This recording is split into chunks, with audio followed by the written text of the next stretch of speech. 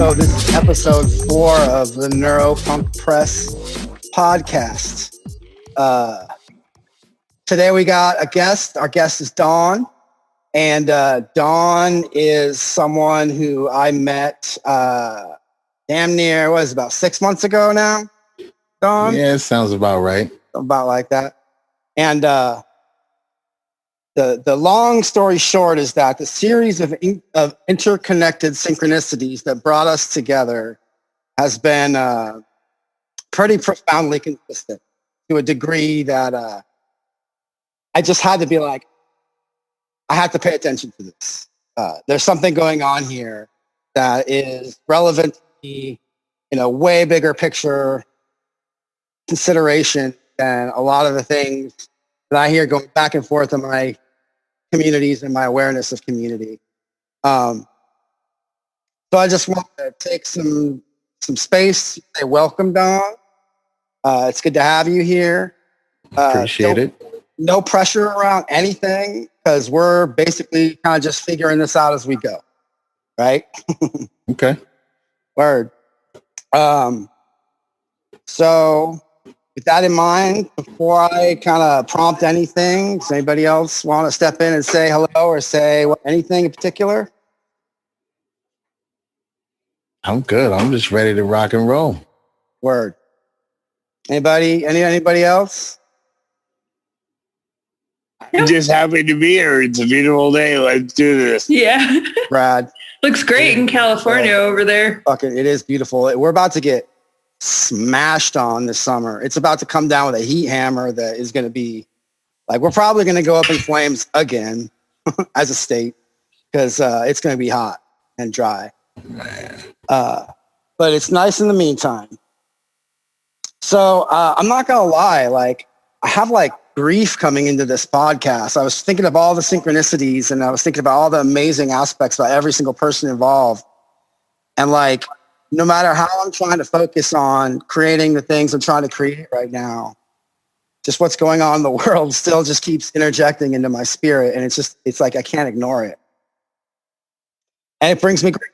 I just want to like be present for that because, you know, the amount of like violence is spiraling so fast in our environment is super distressing at times for some people. For me, it is right now.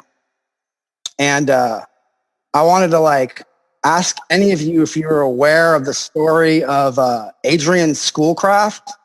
That name catch any of y'all? No. All right. So this is a real thing that happens. I feel like this is really relevant to what's going on right now with all the violence that's coming up in our environments.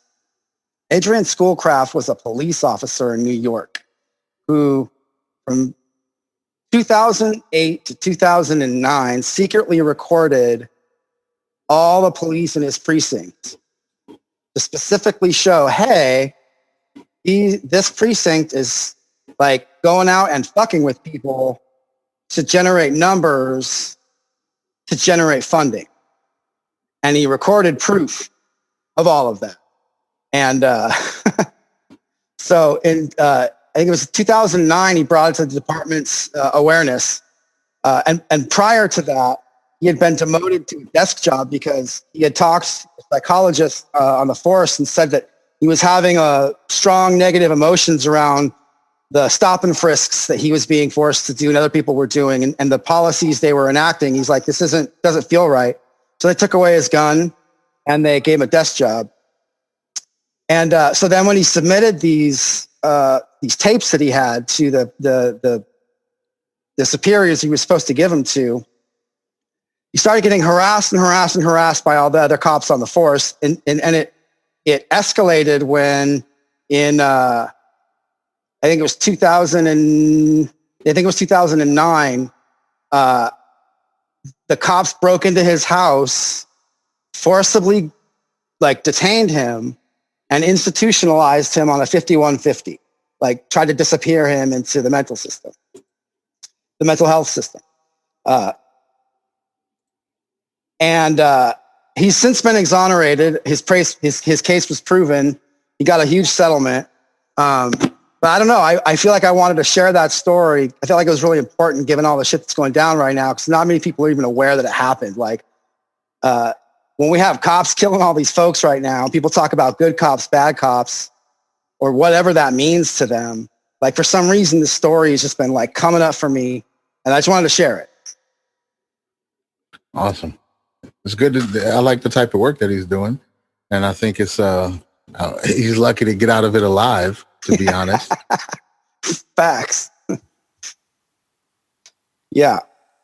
I don't want to hover here for the episode. I just wanted to get that out of my system, because like it might be important for people to hear that like witnessing the reality of what's going on around us is going to be a complicated process. It's going to involve some wild ass perspectives of people who have experienced it from different angles. You know what I mean? And I feel like that was a really pertinent example of that. Right. Facts. But in the meantime, here we are, not cops, and trying to make some shit happen. Latte. What were we talking about? I think we were just setting up the conversation, really. Yeah. So going from there, and shifting the vibe from grief, which we can make space for grief. We must make space for grief, but creating new shit and creating bridges while all this violence is spiraling all around us. I feel like that there's something to that, right?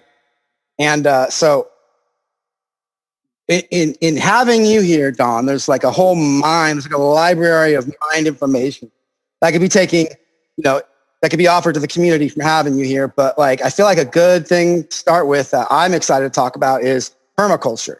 And maybe you might want to spend some time talking about permaculture, what it is in your life, how you've shaped your life, how you've shaped your land, and what it's meant to you, and what you're doing with it. Word.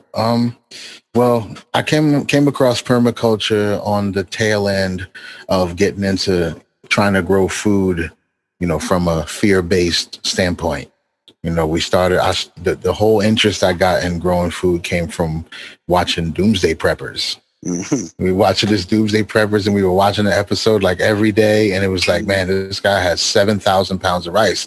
I felt like I was failing at life because I didn't have 7,000 pounds of rice. So that kind of pushed me into this place where, we got to start doing something. I built a little raised bed in the backyard and started growing strawberries and whatever we could do to try to fulfill the space that was being created by the fear. And the more research I did, the more I came across these methods and these ideas about growing that wasn't so much about forcing the land to give you the yield that you require to make money or survive. And like, it's a different relationship when you respect the environment and learn the way that it wants to function naturally and try to aid it in functioning in that way. And that's sort of what permaculture is about. Instead of having something that may only live a few years and then you can sell the property and leave and then it's somebody else's problem, we're thinking about installing a permanent culture that's self-sustaining with everything biodiversity working together to keep the environment balanced the way it's supposed to be. Mm-hmm. So, and then I realized that those methods were actually easier and a lot simpler than everything that they have been teaching people about commercial agriculture and how to, you got to get Miracle Grow, you got to till the earth. Everything I was reading about permaculture was the exact opposite. It wasn't about tilling the earth, because that's like, not only is it trying to force it to produce in a state that is not conducive to producing, it also kills millions and millions of microorganisms. So the bloom of life that you get after you till the earth is not because it's more fertile. It's because you've killed billions of microorganisms and now they're all decomposing in the soil, right, and your plants are living off it. But that's unsustainable. If you do that every year, you're killing more than are allowed to reproduce, because then after you plant, you put chemical, it's just a crazy counterproductive situation, unsustainable. Mm-hmm. So permaculture just teaches you to do the exact opposite. Is you can get huge yields if you plant enough stuff and you plant things that are going to take care of each other You don't have to use pesticides if you plant enough flowers that bring in beneficial insects. The flowers can also be monetized. The flowers are also dope to look at. It's just, you just win at so many more points by using permaculture than traditional stuff. Then after I gardened for a while and I started to find some more peace and some more moments to think and draw these correlations between what I was learning about the garden biodiversity versus social biodiversity. Right. And I was seeing these things are connected, and homogeneous is never good. Because as soon as something comes in, if you get a pest that's designed to attack this specific situation, it's going to decimate the entire thing, because you're growing 40 acres of the same fruit. It loves this fruit. You lose everything.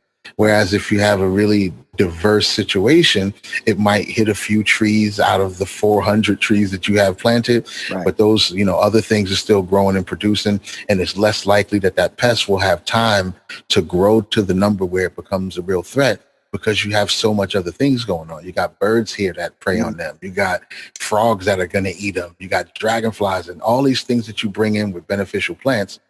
It just made sense. So like I said, I got some peace in the garden. I saw what was going on in the world, and I realized that we were missing this concept of permanent culture.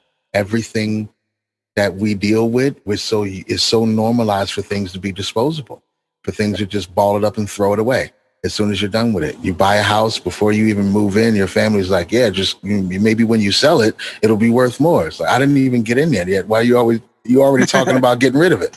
Everything is so fast and disposable. We just lose a lot of real intrinsic value. So then permaculture became an ideology for life in general, and not just how I go about growing food on the property. And that's how everything started, and that's kind of where I am now. I just understand something about how much we are already interconnected and how much we need each other.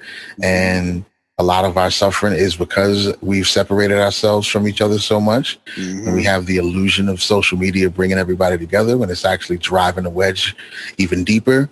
And I think we just need to reconnect on a spiritual level.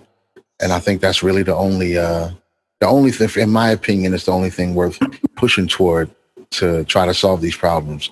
And on our show, that is referred to lovingly as metaphysics, or we're fucked. Because I just don't think anything else that we've been trying is going to bring us any real progress. I understand the politics and I get all of that, but if we don't have some type of spiritual evolution species wide, we're screwed. Yeah. So I'm putting all my cards, I'm going all in on spiritual evolution. Fuck yeah. Permaculture and spirituality, I think, are they kind of go hand in hand, I think. Absolutely. Permaculture leads you to the spirit of the atmosphere. The spirit of the atmosphere leads you to the spirit of yourself. And then you understand that it's all the same thing. Yep. In my opinion, in my experience. Word. I remember for me, understanding what spirit was for me was when I was younger, and I was trying to make a distinction between the birds where I grew up would fly in the, like a murmuration, where they have that flying flock that moves and shifts, and you're like, how are they not running into each other, right? Like each one of those is an individual bird, but there's clearly something much bigger going on that is like the spirit of their biological experience governing them. You know what I mean? Like whatever they evolved to make it work is clearly working, because they're not hitting each other. They're moving as a group and they're communicating while they're doing it. And that's how I kind of view spirituality, is really just that, just the interconnection between everything, Right. I agree. Even some of the oldest words you go to, etymology, just allude to spirit or God or any of that stuff just being a breath. And it's just the most natural, thing that we don't pay very much attention to. We don't really control it. It happens whether we work on it or not. Right. It's just the breath. It's just what's there automatically underneath and in between everything. Yeah, my gardening definitely gave me a lot more time to ponder this stuff without even realizing what I was doing. It's just where your mind goes if you give it time. If you remove yourself from stressful environments and the work you got to do, my to-do list, and if you step outside of that just for a little bit and you do something sort of meditative, your brain kind of goes to the places that it wants to be. It goes to the places that need attention. And so when you just let it wander, you follow those strings, you follow those strands and see where they take you. And that's where my garden experience was taking me, is right there to the spirit evolution. All work is self-work.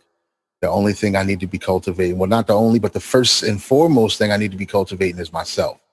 Everything else outside of that is escapism, in my opinion. I think the more we start to chase these ideas and causes and arguments and debates and stuff, we're avoiding the most important work.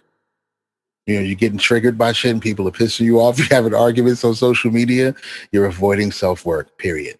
Because that's what your brain would rather do than go inward and really start to unravel the shit that's causing you to become triggered or why you feel like you need to debate and have arguments. It's escapism. It's the same reason we binge watch Marvel shows on Netflix. Yeah, absolutely. I think that's how I see it.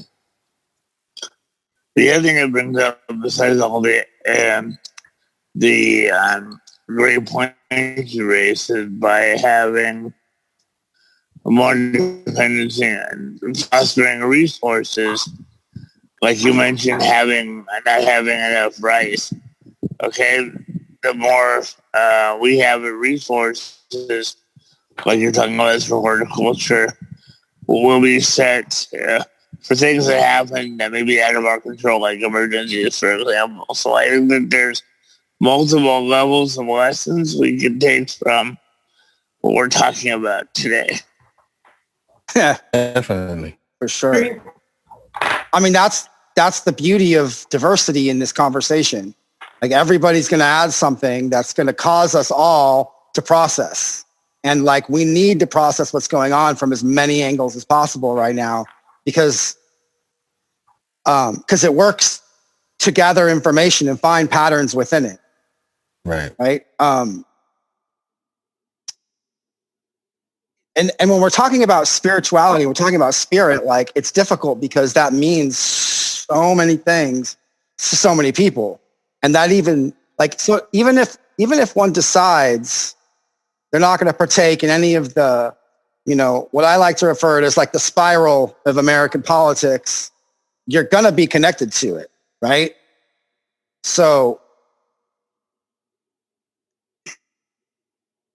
if interconnectivity is spirit, and you're going to be interconnected to the currencies that we're all interconnected to, then the focus on cultivating yourself is going to be happening simultaneously to that spiraling conflict, right?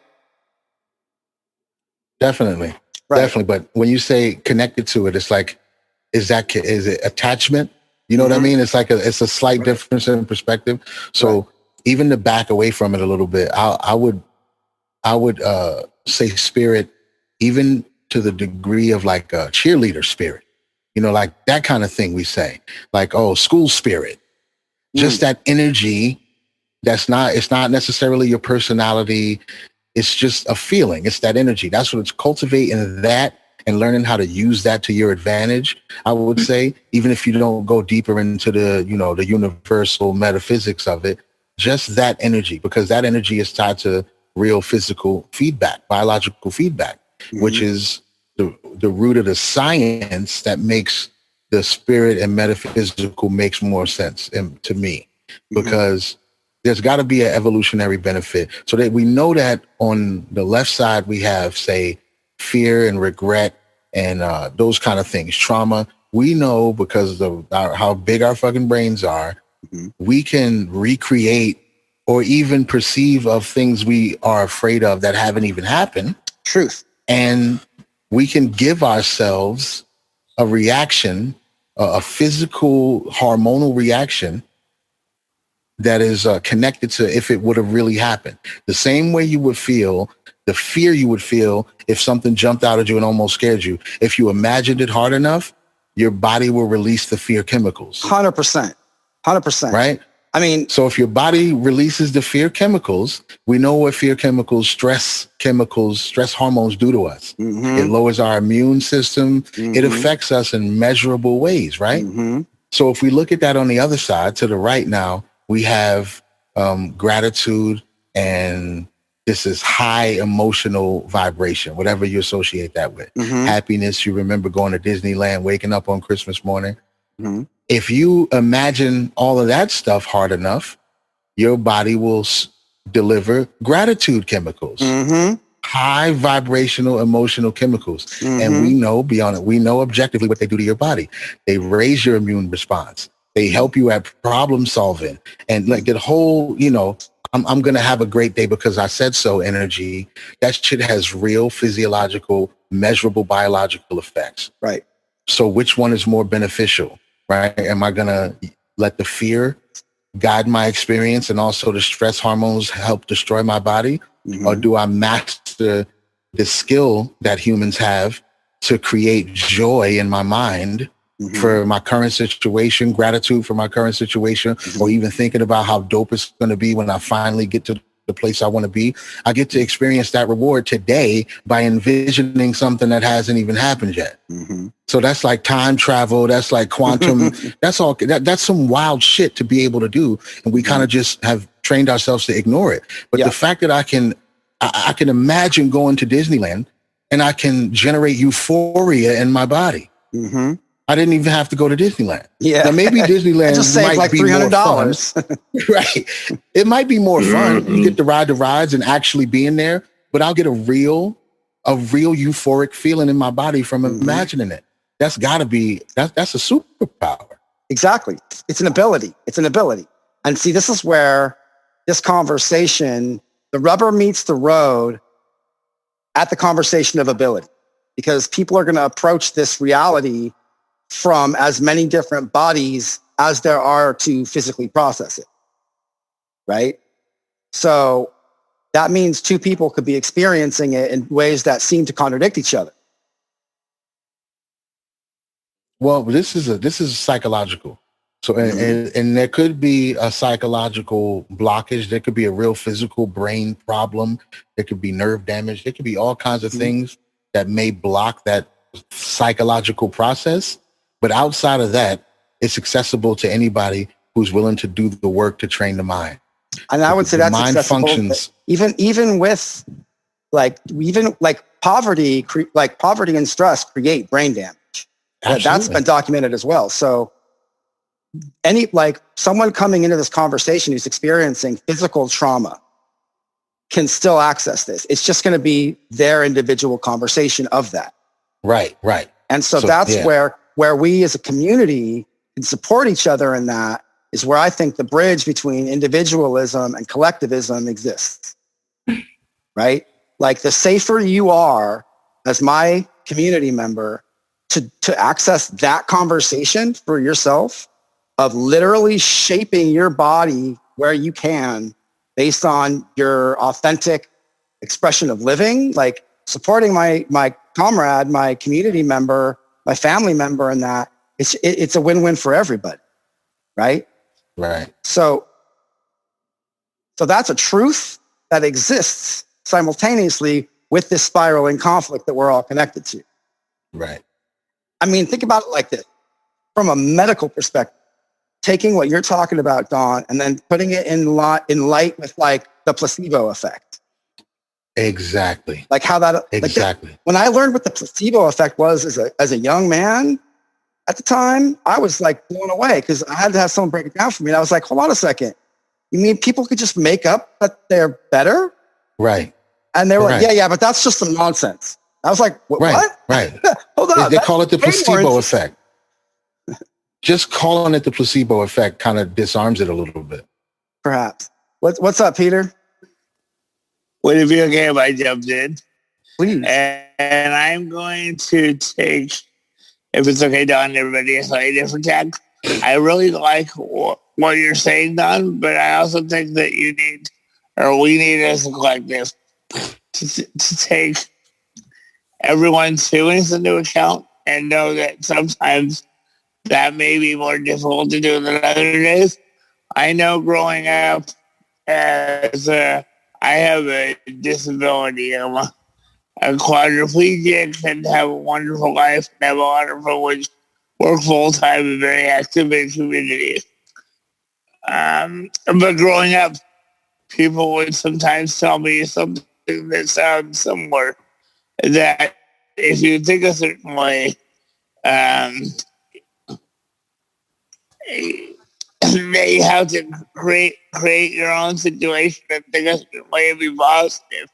And while I agree with that, I also know that people have a lot of things that they carry, so we have to leave space to work with folks wherever they're at. Because if you're in the wrong space, when you have the discussion, as I was when I was a kid, it can be difficult. And I'm just laying my own personal lived experience. People would say, well, you can do anything if you're just positive. Yeah, I did a lot of things.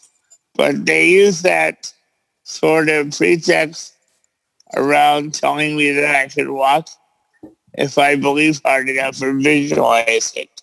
And for me, walking isn't in the cards. And that's not a bad thing. I really enjoy life and enjoy the way I am. We just have to be mindful that everybody has different life experience as we have the discussion.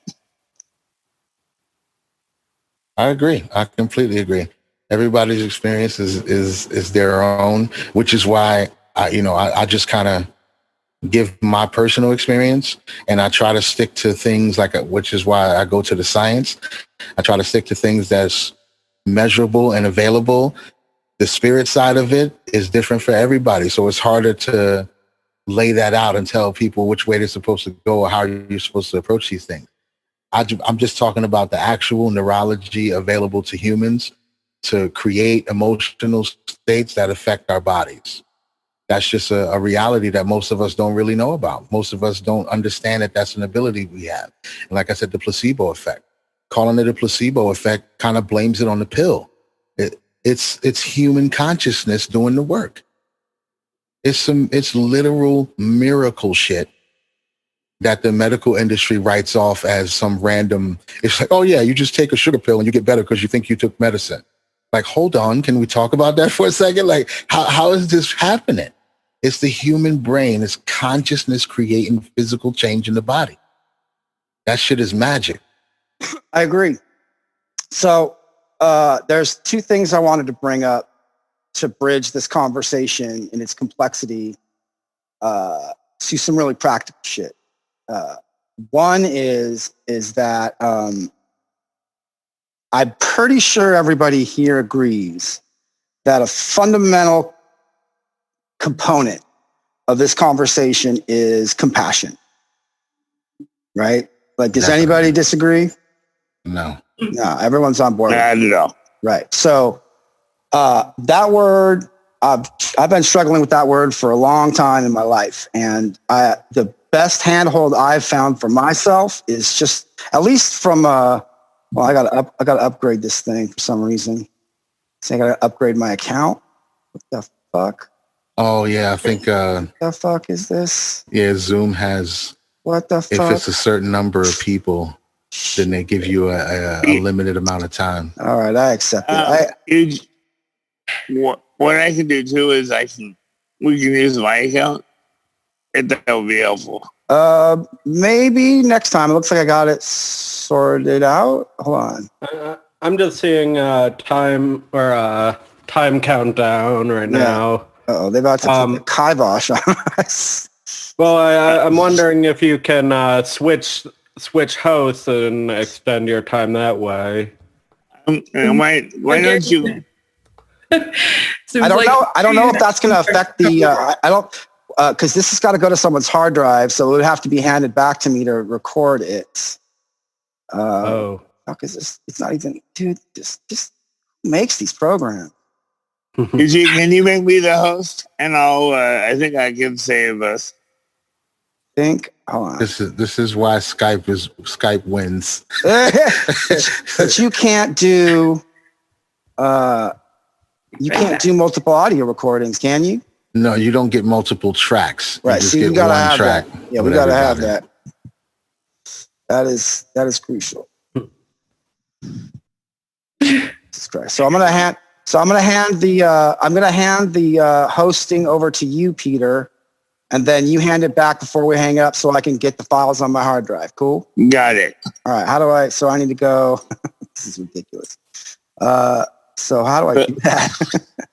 Click on my name and click on add. Okay, I see. Got it. So make host. Boom. Hopefully, hopefully this doesn't fuck up our recording. And I just took over. I have the power. Oh, dude, this is how you, and then he went on to become a dictator. Well, you know. I'm still seeing the countdown. Yeah. All right. So did you accept it, Peter? I said it was. I just said you are the. Let me. Yeah, it says I'm already the host. I think this has to do with recording countdown. And I do have a pretty extensive Zoom account. Like I know I can handle 100 people. So I think this has to do with the so absurd. This has to do with the recording.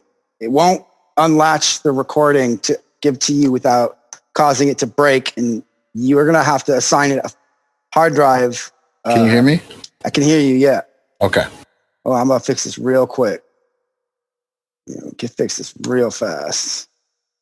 In the meantime, can you tell us about Golden Loop Farms, Don?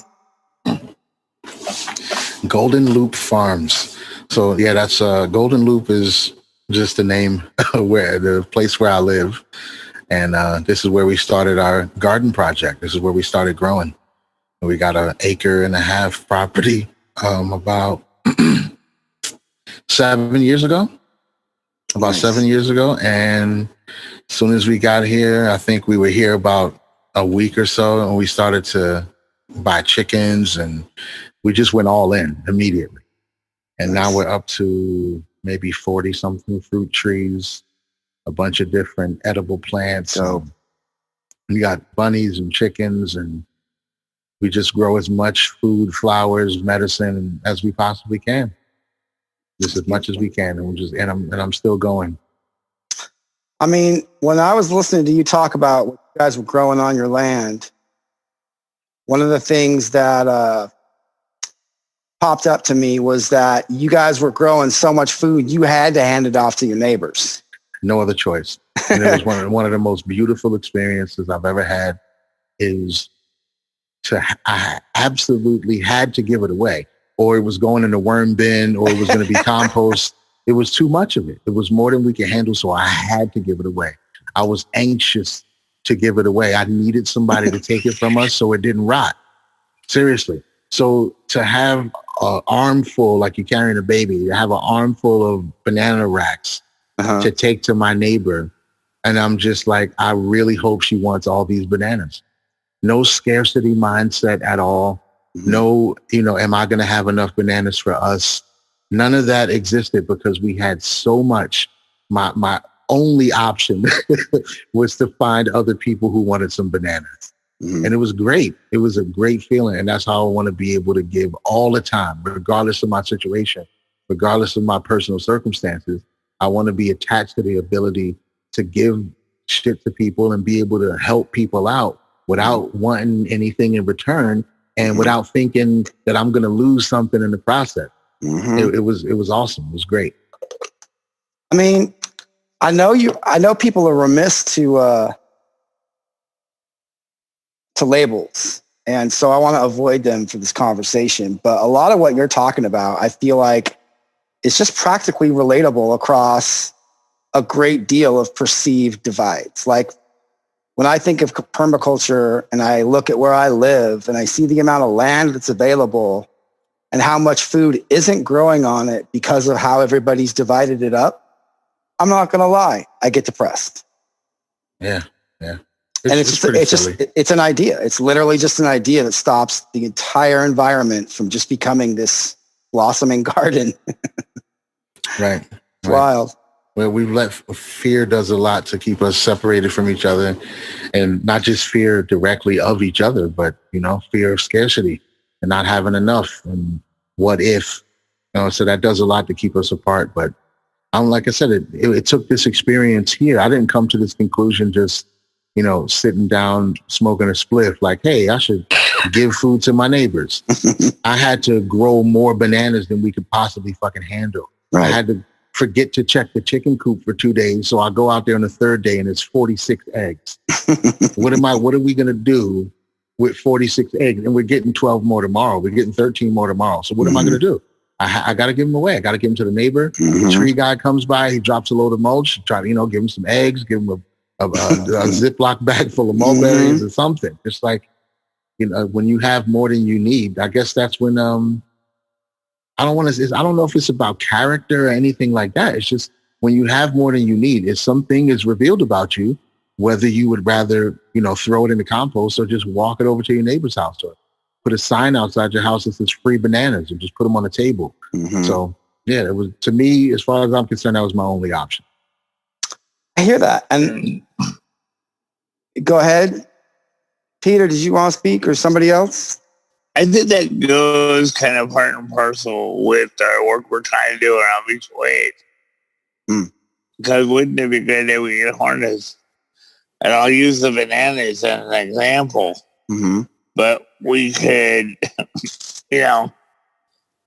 we could certainly, form mutual aid, make sure those banana gets out to people who need food and nutrition. I myself love bananas. But I think what we're talking about too, under horticulture, is sort of how we support our work in mutual aid and other systems as well. Yeah, this shit's totally applicable. I think that's what's so beautiful about it. We got to find the interconnected banana between us all. Yeah. Got to get those bananas. And so here's what I really think. And this is, again, labels can be annoying, but this is an overtly anarchist podcast. And that label means a lot of different things to different people. And here, if, we have a focus on neurodiversity and anti-ableism at this specific nook of the anarchist conversation. And so that any conversation we bring in, it doesn't matter what dimension, is always going to have to hit the conversation of access and ability, right? Like someone who hears this, who can't garden, is going to have a different perspective around gardening, which means that conversation has to shift communally to include it.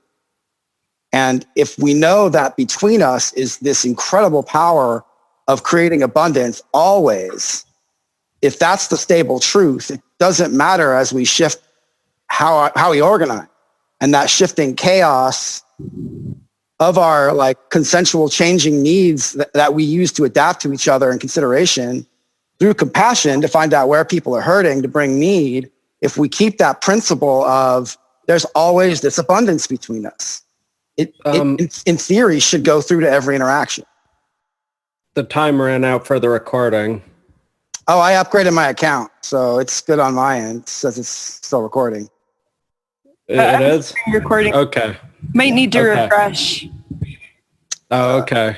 I just, that was a little concern that it was going to stop. So maybe is there a refresh I can do?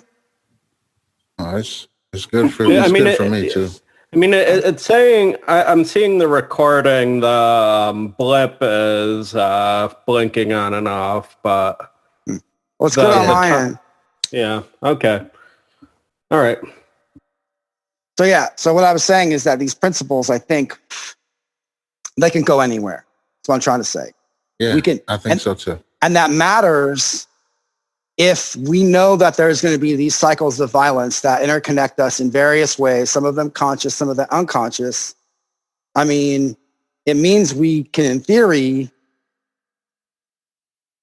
we can bridge that, right?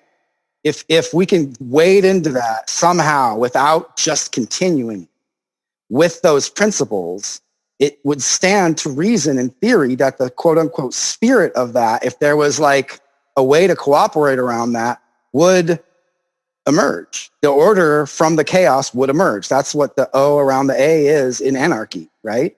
Order emerges from chaos. And so, yeah, I just kind of wanted to throw that out there and take a step back.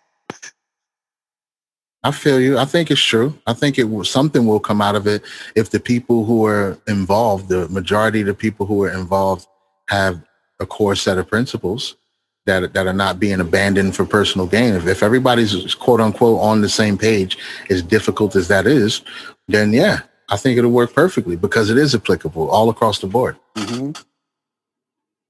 So I had a question for you, Don, or whoever is an expert in permaculture. I've been reading a little bit about it lately and the benefits of it versus agriculture, horticulture, agroforestry, etc. And I was what I was a little concerned about was it seems like you're not using all of the land for food crops.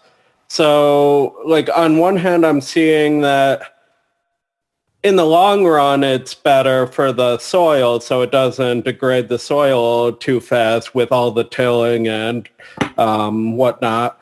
But then I was wondering, does it have as much food output per unit of land? No, it's definitely not going to have as much food output per unit of land of commercial farming. For sure, no. And not for a long time. I think you could have you could have comparable results if you completely implement permaculture stuff and you're still doing something similar to monoculture. If you still have to be growing rows and rows of corn, but the permaculture aspect would be, instead of doing tilling and fertilizing every year, you would be growing cover crops that you would mulch into the soil in between the growing seasons. And so you would do a little bit more to feed the soil instead of just taking so much from it. I'm doing permaculture as, just as urban gardening, this is sort of what I feel like anybody who has the space to do it, if you don't live in project buildings or in a neighborhood that doesn't allow it, this is things that you could be putting into practice on your own property, small scale, that can give you long-term food security, that saves you money, gives you microclimates to be able to grow exotic things that may not work by themselves, but when you create the atmosphere for it, you can get away with it. And then it spreads throughout your neighborhood. Everybody does a little something. You may not personally grow every tomato that you're going to eat throughout the course of the year, but preferably humans would learn that tomatoes only come at a certain time of year.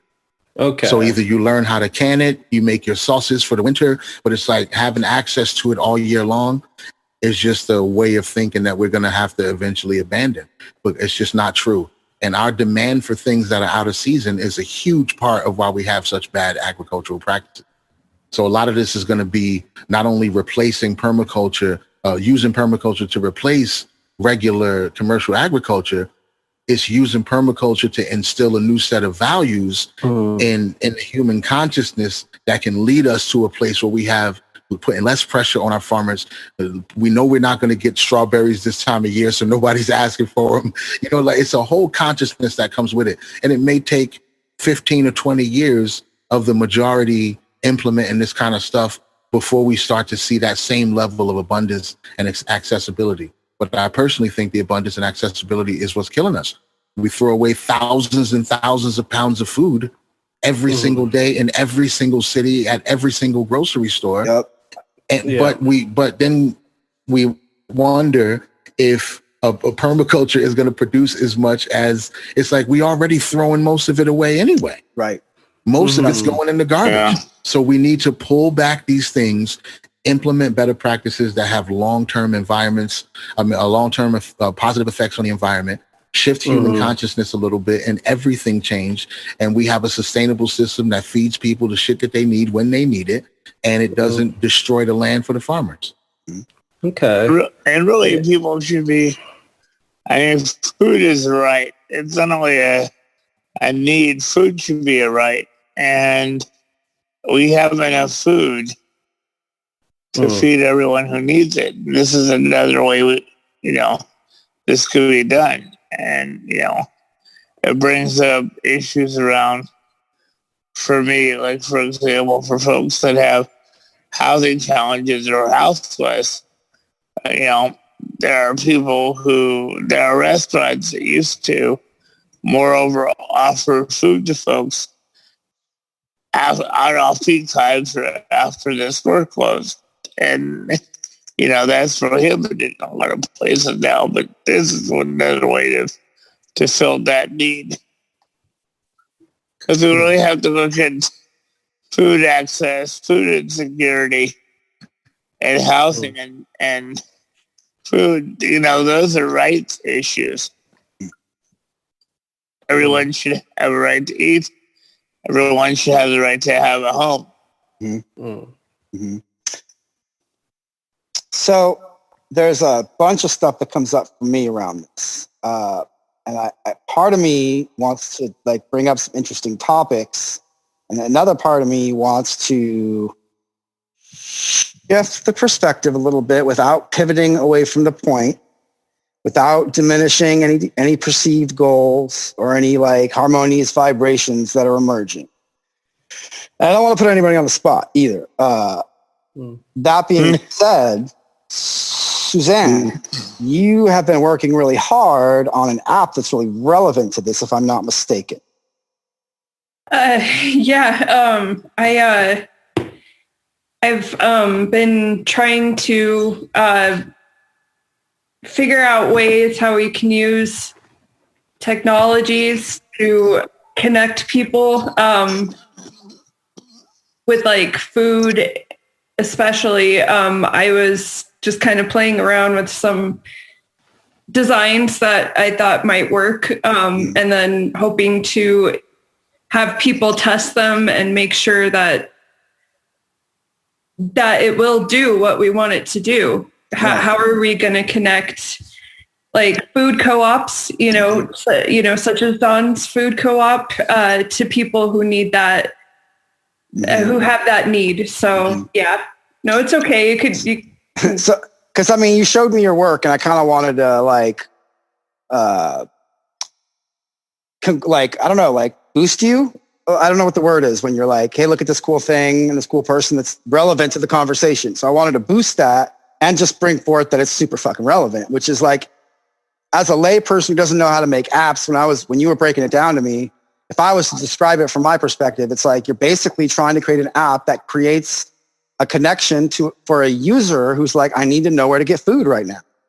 Exactly. And the app sources every places where there could be in the research and awareness that you've done, which was for me very superpower-ish, with how you were able to kind of organize all that information to then create cooperative connections to places that are going to throw away food anyways, to then channel that into the hands of people who need it. Right? Exactly. And that's if I'm off base here, anybody correct me, but that feels really relevant to the conversation that we're having in terms of right now we have the ability to shape tools which can directly manifest the abundance of our interconnection. Right. And if I'm wrong, someone please correct me. That seems like a really practical, perfect idea. Right. Absolutely. And so when we can put that on the table, right? We could put that on the table with the conversation of someone who has access to land, and that's showing the world how that blossomed, right? So we could take both of those and put them on the table, and we got to take a lot of tools and put them on the table to actually figure out how to deal with this spiraling violence that's, interconnected to us in different ways.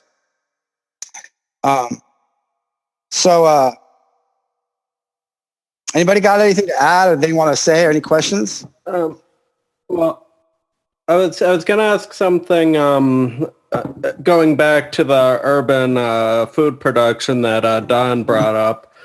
I just wanted to, ask.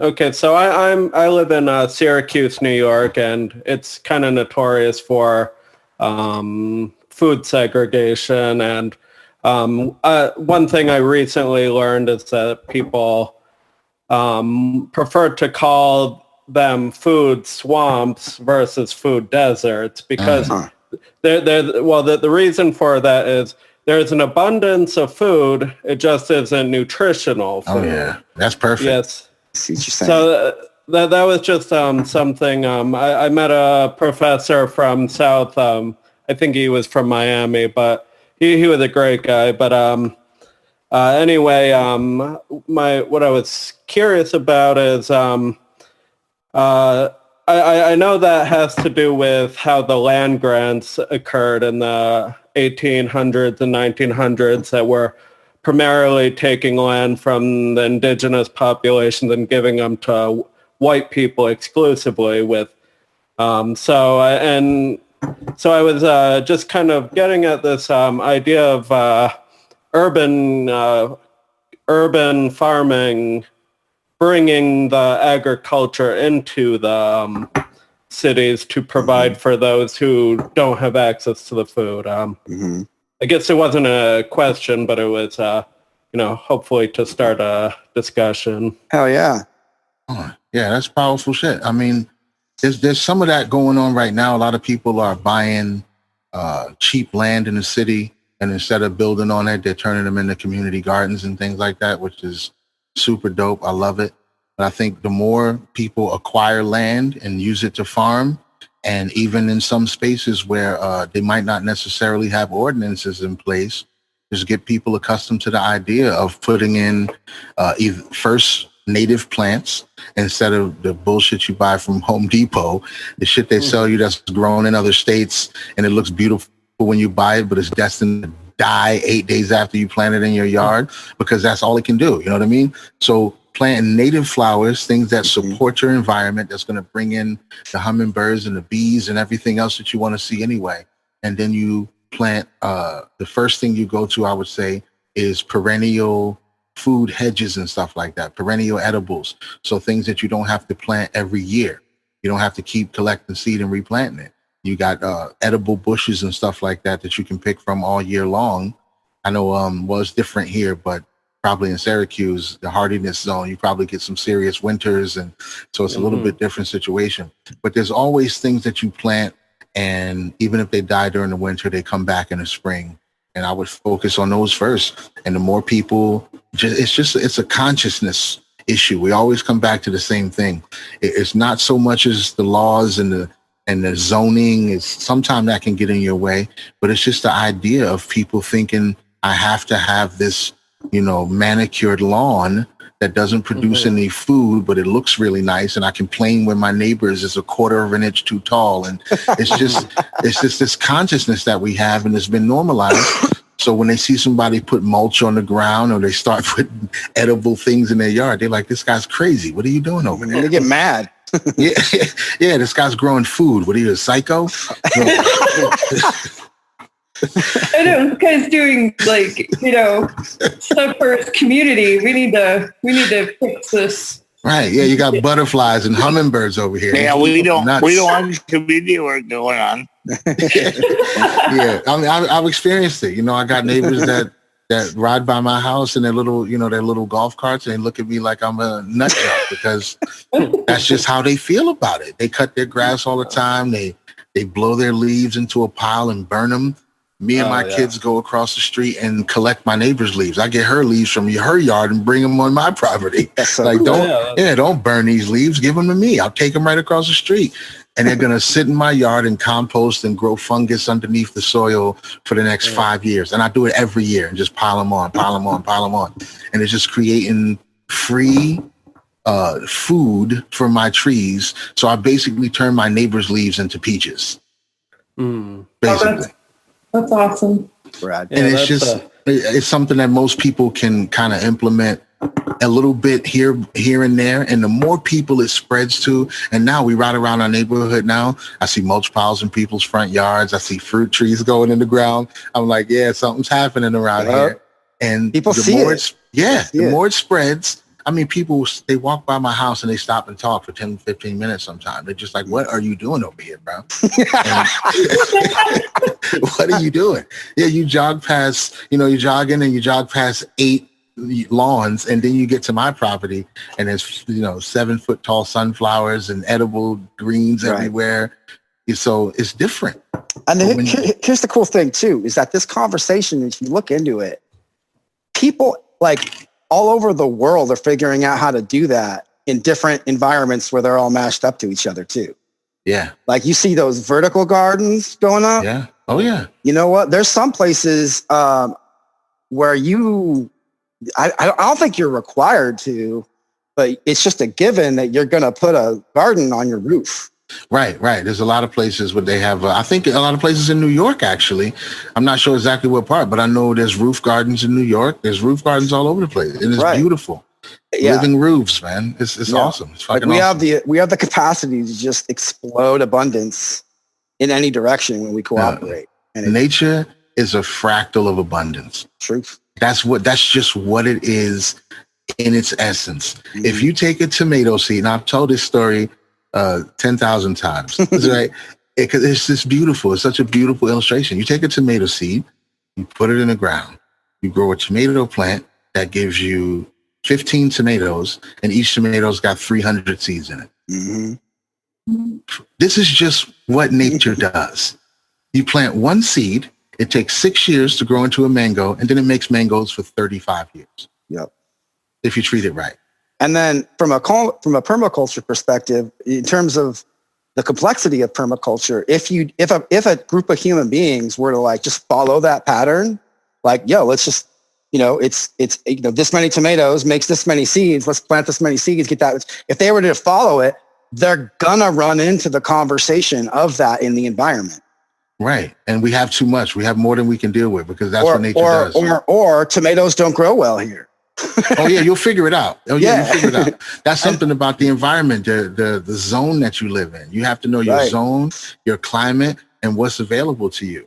And that also it should guide your taste and how you want to eat, honestly, because there's things, whatever it is you want, there's probably a version of it that grows where you live, unless you're talking about really extreme climates. Right. Most places in the country, whatever it is you want, there's a version of it that you can grow. You just got to find the one that's right for your climate. And you do that work, you give it what it wants, and it'll produce for a very long time. Yep. It'll produce for a long time. I mean, I just feel like you could just take what you just said and leave it completely intact and switch the conversation away from plants and put people. Absolutely. That's the value of that. Like if you want to build community, you're going to have to fucking look around, and you're going to have to be like, what's the climate? Right. And climate is messy. Climate blurs. It merges and bleeds into each other. Like I remember through another long synchronistic series of events that happened, I was able to go to Moffett Field where they have like all this NASA labs and stuff.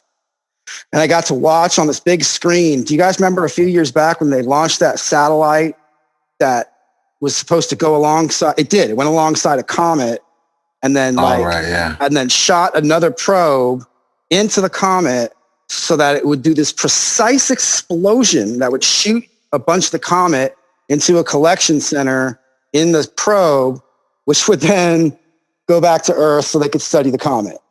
Like, that was like 2008, I think, maybe 9, maybe a little bit after that. But during that presentation, before the actual action would happen, there was all this stuff they were showing, and randomly, a friend of mine was the one who put it together. Like we ran into each other completely randomly there. It's wild. Synchronicity is wild. Look out for them.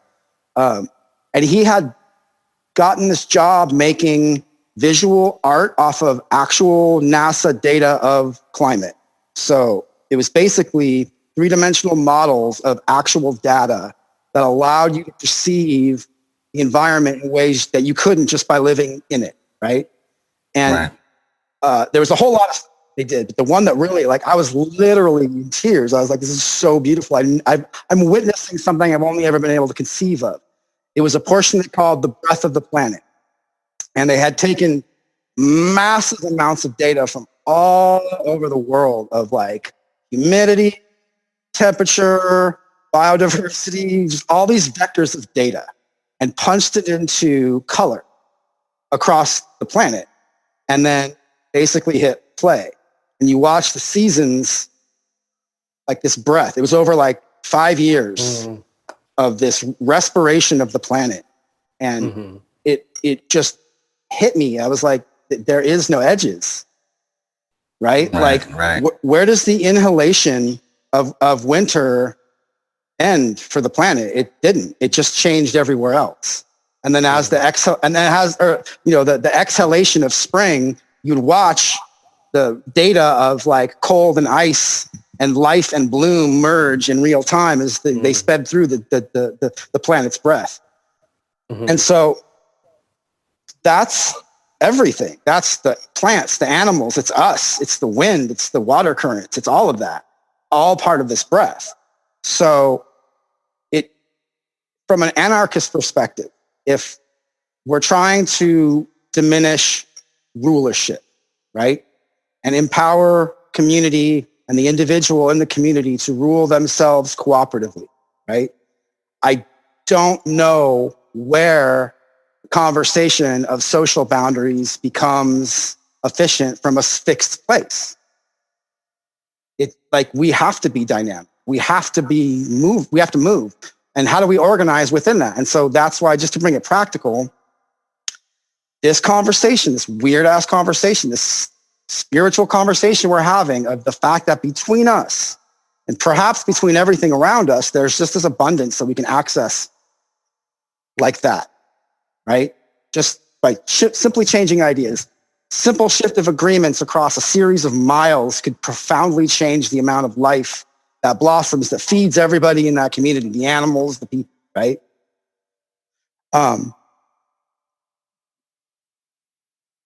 What do we do with that? I think the reason you see that and have a hard time superimposing that over human interaction is because nature doesn't have separate agendas. Nature is not fractured. It is a fractal, but it's not fractured. It's not split into 1,000 threads of individuality. A winter is never intruding on spring. You know, winter's never trying to hang around too long, and spring's like, yo, it's my time to shine. You get out of here. They just move how they move. And humans aren't like that. We do have our boundaries. We do have places where we don't feel uncomfortable, and we do have spaces we want to occupy and not leave, and other people may want to occupy those spaces. So it's way more difficult if we were, and which is why I think people should be starting their own fucking cults and buying massive pieces of land. So explain that hack though. When I first met you and you were talking about cult, I was like, oh, hell nah. But then this other person who I also am just very connected to for wild synchronistic reasons, who I also pay attention to and listen to, started talking about like the same shit from a completely different perspective. And I was like, I gotta pull back a minute and reconsider because something's going on right now. I don't understand it. And then you broke down how you're hacking the word cult. So could you do that for us? Well, what I'm trying, not even trying, what I hacked for myself was my consciousness around the word cult and how it's given to us and how we accept it. We have all these experiences with cults and cult leaders and suicide cults and all this crazy shit, right? But we also interact a lot with the word tribe. And we seem to accept the word tribe a lot more. Like, tribe is a lot cooler than cult. Like, oh, you know what I'm saying?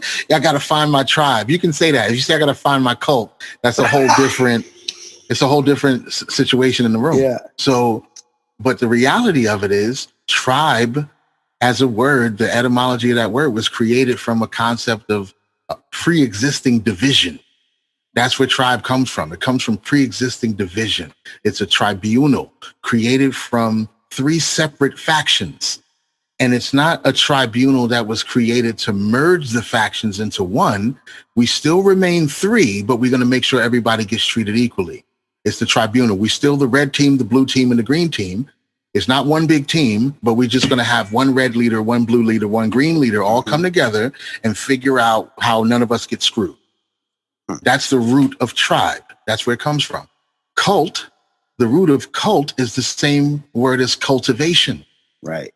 It means to care or pay reverence to. Right. Right. So the depth of that word in its inception has a whole different energy than what we use it as in our society. Right. And I think tribe is the word we should be getting rid of and adopting the true etymological understanding of the word cult. I mean, that's what I'm doing. That's what I've done completely. Because the negative connotation comes from people using that to have power over other people. Right. Which has nothing to do with the word. Right. You're talking about using that to cultivate everything.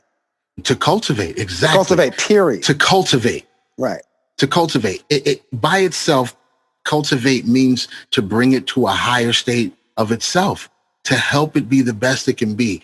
When you're dumping chemicals in the ground to make your corn bigger, that is not cultivation. That's domination. Right. That's dominion. Right. That's dominion over the environment. Cultivating the environment would mean figuring out what corn needs to grow, what needs to be in the soil to make that grow, and how do we create that without harming the soil in the long term? How much green manure do we need to put in this soil before the corn will grow naturally by itself? Which means even the poop is important. Oh, it's one of the most important things. It's a closed system. Mm-hmm. Any system that creates value from waste is a beautiful system. Yep. Any system, and that's like composting, right? Composting is one of the best things you can do because all you're doing is letting the garbage rot. And if you do that under a controlled environment and you do it the right way, you feed that to your plants. It's the cheapest possible fertilizer you can give to your plants, and it has the largest spectrum of nutrients that are available to the plant. It's the best soil conditioner you can put in the ground is compost, and it comes from garbage. It's just the things we throw away. It's beautiful. I mean, you can't build a better system. Right. So, anybody else got anything they want to throw in? So just so I'm understanding it correctly, the type of gardening you're doing is like the Three Sisters method, correct? Right. It's that. Yeah, that's part of it. Definitely. That type of idea is exactly what it is. These three plants help each other. They use each other in a certain way, and they all benefit from being grown together. It's a wonderful system. Why not grow them together? Like, we need to block weeds from growing in our garden so we don't have to do a bunch of weeding or spray a bunch of chemicals. The best thing you can do is find a cover crop. Grow something else. Everything. We grew oats this year. We grew oats and greens. The 4-foot tall greens and 6-7 foot tall oats all over the yard. And where there would have been grass, if we didn't throw all of that seed down, there would have just been grass. And all the grass, I would have had to cut it, and it would have been a pain. Now there's all these greens which we can eat. We can feed them to the rabbits and feed them to the chickens. There's all these oats. We can use the oat straw to make teas and tinctures, and we can collect seed to replant oats next year. No weeds grew. There's peas out there too. No grass grew. And I'm going to be able, whatever we don't actually eat, I'm going to let it go to seed. It's going to drop its seed. It'll survive through the summer, and it'll sprout again next year. And some of it I'll chop down with the scythe, and I'll just let it rot and melt down into the ground, and that'll fertilize whatever for we planting it.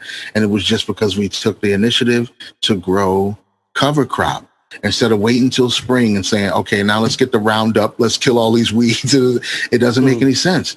The land has flourished from growing the cover crop. Some of it's going to get fed back to the ground. Some of it we use. Some of it the animals eat, which turns into eggs from the chickens and poop from the bunnies, which we also use as fertilizer. It's just, it's too easy. It's too easy. And the ideas that we have around what we're capable of doing in small spaces, it's just clear, objective misinformation, period. We've just been lied to. So you're using your good relationships with your friends to prevent the toxic relationships. Oh, absolutely. Completely detached from anything that doesn't serve your highest good, in my opinion. That's what I tell myself. That's the work I'm doing. Anything that I don't feel is delivering me to the best possible place I can be, what do I even want with it? I don't need it for anything. What could I possibly need it for? So I train myself to detach from it. Anytime I'm upset at anything, whether it's an opinion or something somebody said or whatever, the first question I ask myself is, why is this triggering me? Why is this bothering me? Why is that person's opinion about anything bothering me? Does it affect me? Do I have to work with them? Do I have to live with them? Do I have to? And then I end up having to explore an idea about the point they made rather than the person, my relationship to the point. And before you know it, I'm figuring out some whole other shit about myself, or I'm coming to the conclusion that they're an idiot and I don't need to talk to them. And that's just how I work through it. You know what I'm saying? Yeah. So either way, I'm detached. It's either my problem or this person is ridiculous and I'm walking away. But I'm not engaging with anything that's not helping me be better. Period. Yeah. And so that applies to your plants though too. Yeah. In the farming world, you get your symbiotic plants that keep away all the weeds and see here where in Syracuse we have one of the prominent trees is black walnut, and one thing that they do is they actually produce a nut or produce some chemical that they drop into the soil that basically kills off their competition, which,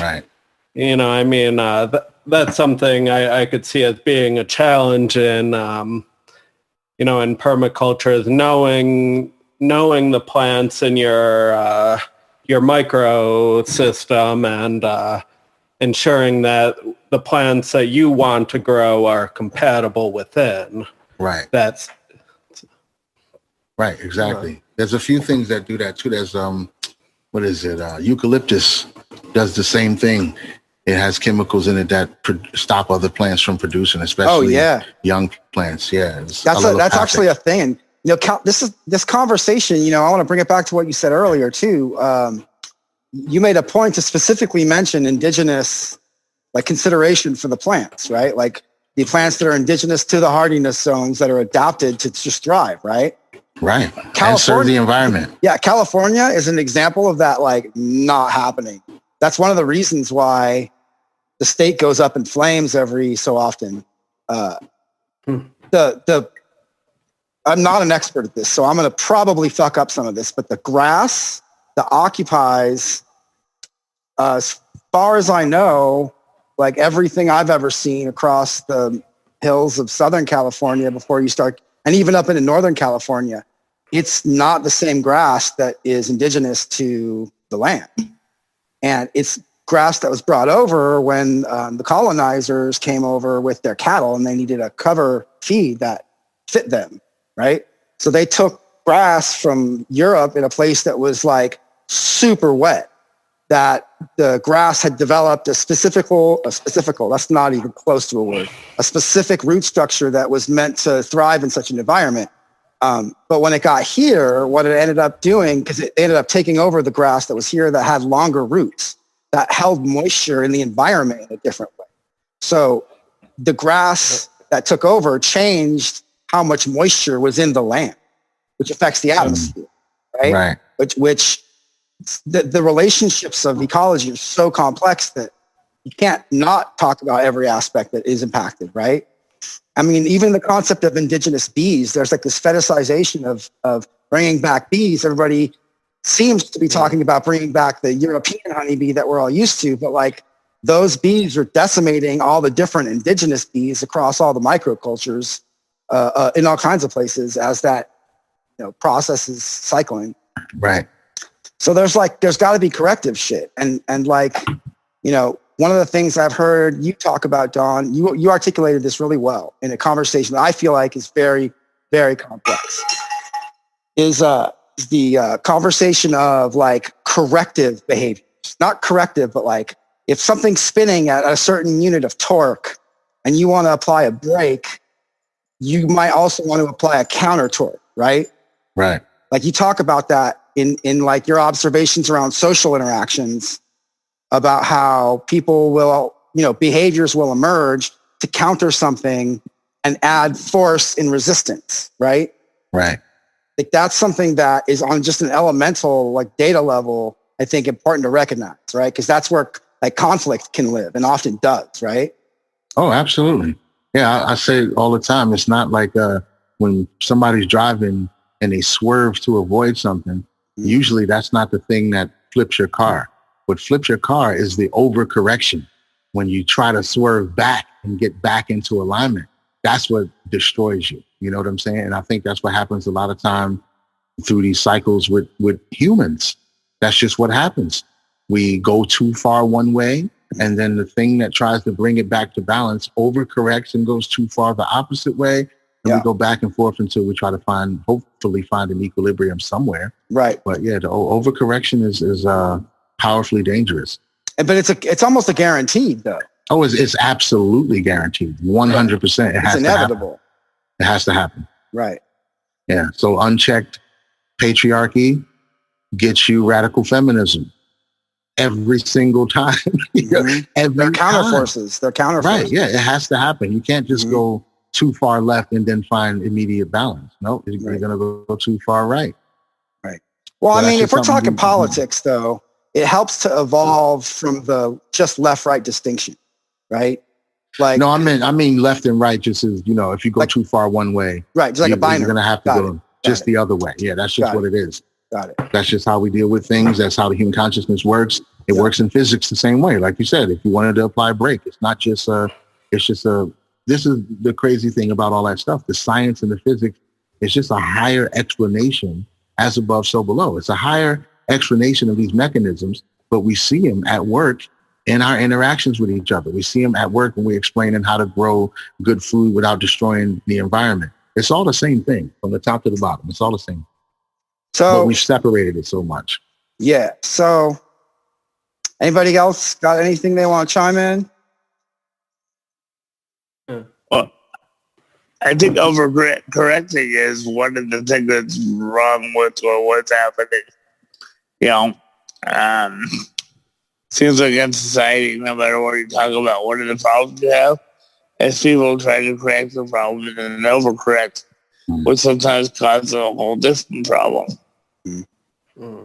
Yeah, absolutely. And 100%. Peter, this last episode, I think you brought about the merits of slowing down. Yeah, I mean, I think slowing down and I mean, still doing the work, but taking time to bring everybody in so that more voices have a say in kind of the roadmap we're building is important, and also making sure that you're slowing down enough to really listen to hear what people are saying. That's why I haven't been talking too much in this podcast, because I'm just enjoying learning more. Okay. Word. And sometimes sorry, go ahead.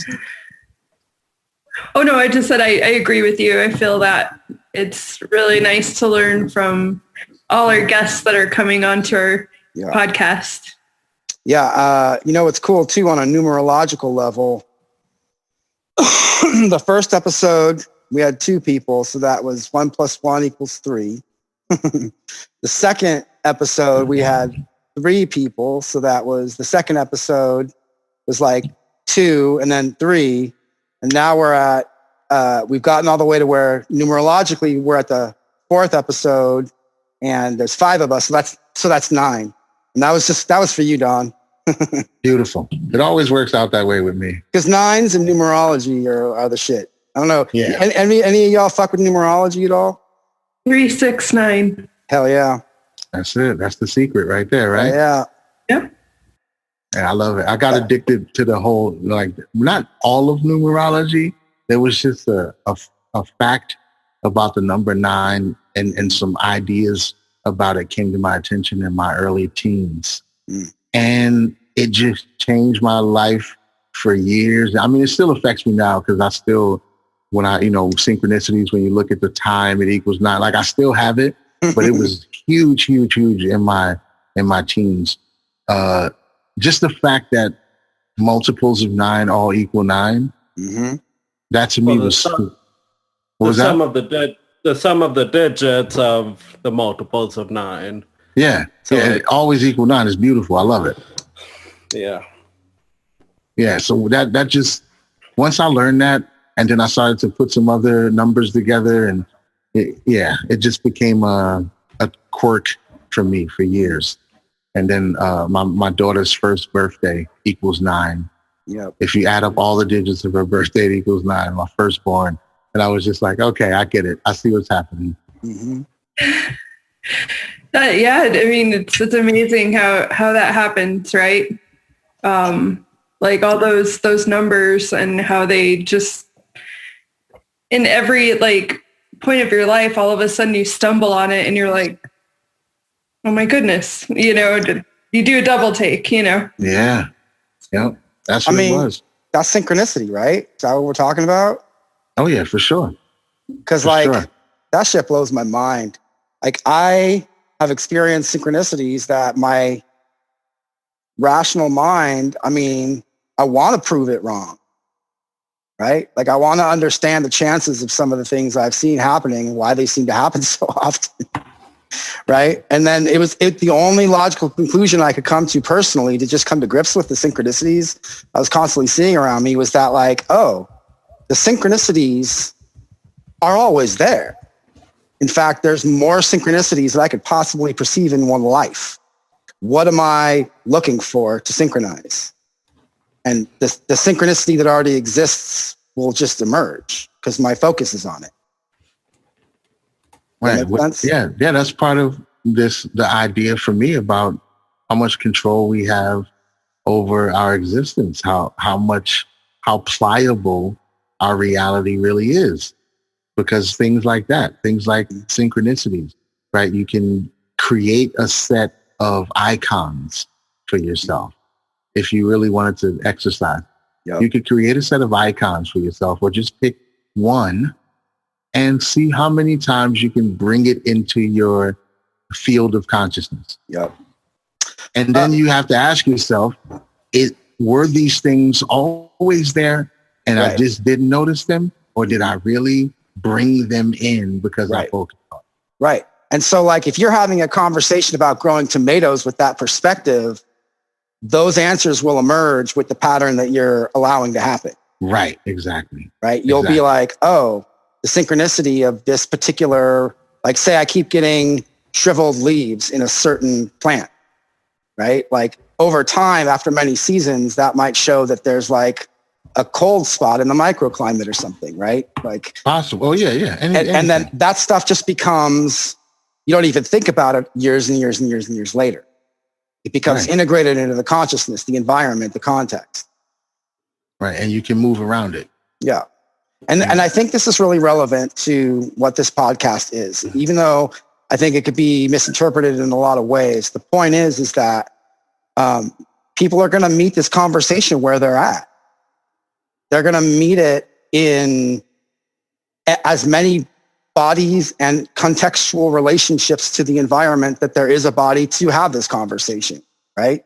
It is literally ultimately accessible, but it can't exist in a vacuum.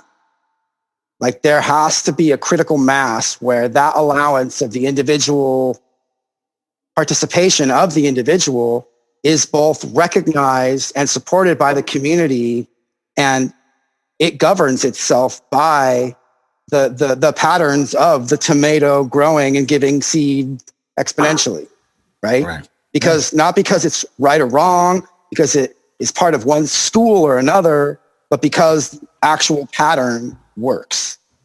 Right. And that should be the bottom line always. Yes, exactly. Just what works. If it works and it's positive and it's having a benefit to the environment, to the people who use the environment, if it's beneficial, then that's what should be installed and implemented, in my opinion.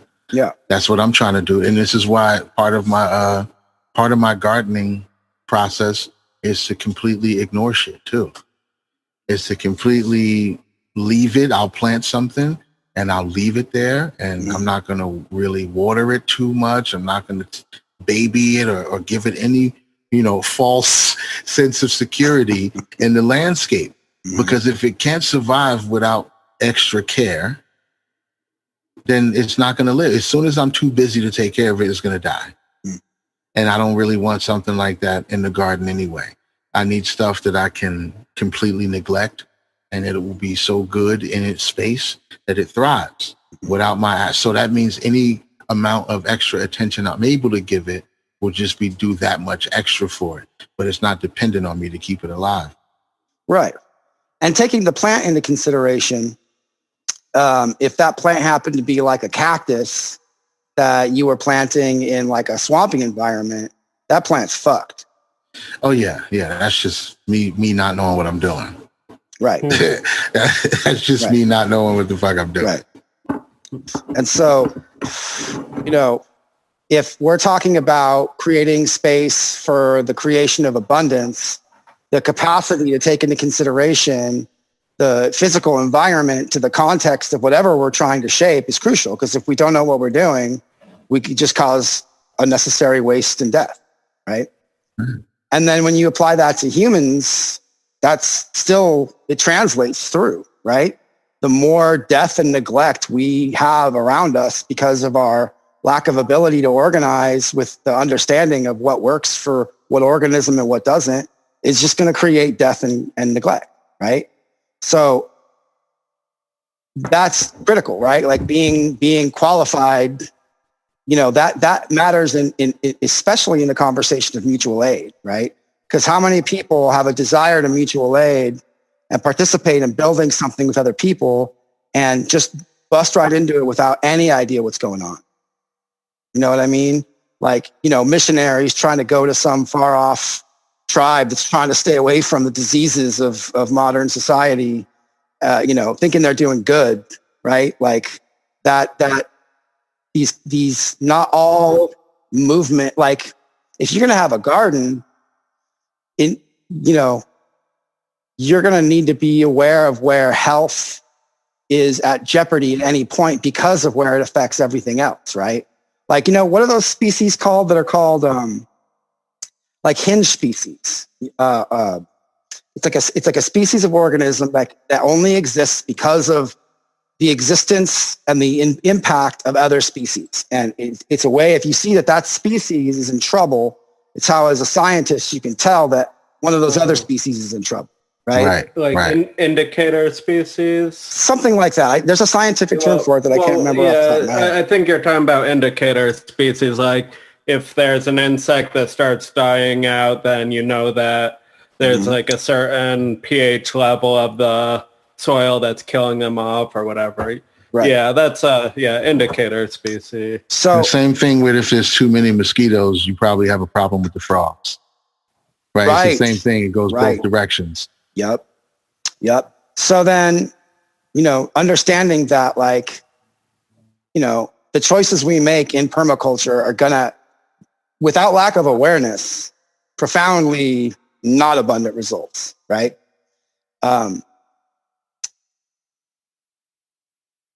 If we're going to talk about people, we got to ask who's planting what where, right? Who's in control of what gets planted where? That's kind of, because if people are dominating the conversation of what gets planted where, in a certain place, but they might be operating off of a principle that, is based on such principles of neglect where there isn't any kind of actual consideration of the complexities of the environment, then people that aren't operating on that level are gonna, it's like by the very principles of permaculture, they'll be metabolized by that process because one is slower and more subtle, right? Yeah, I think people are planting themselves and their ideologies and their energy signatures. That's what we're doing. We're planting ourselves everywhere. It's what we're bringing into conversations and social interactions.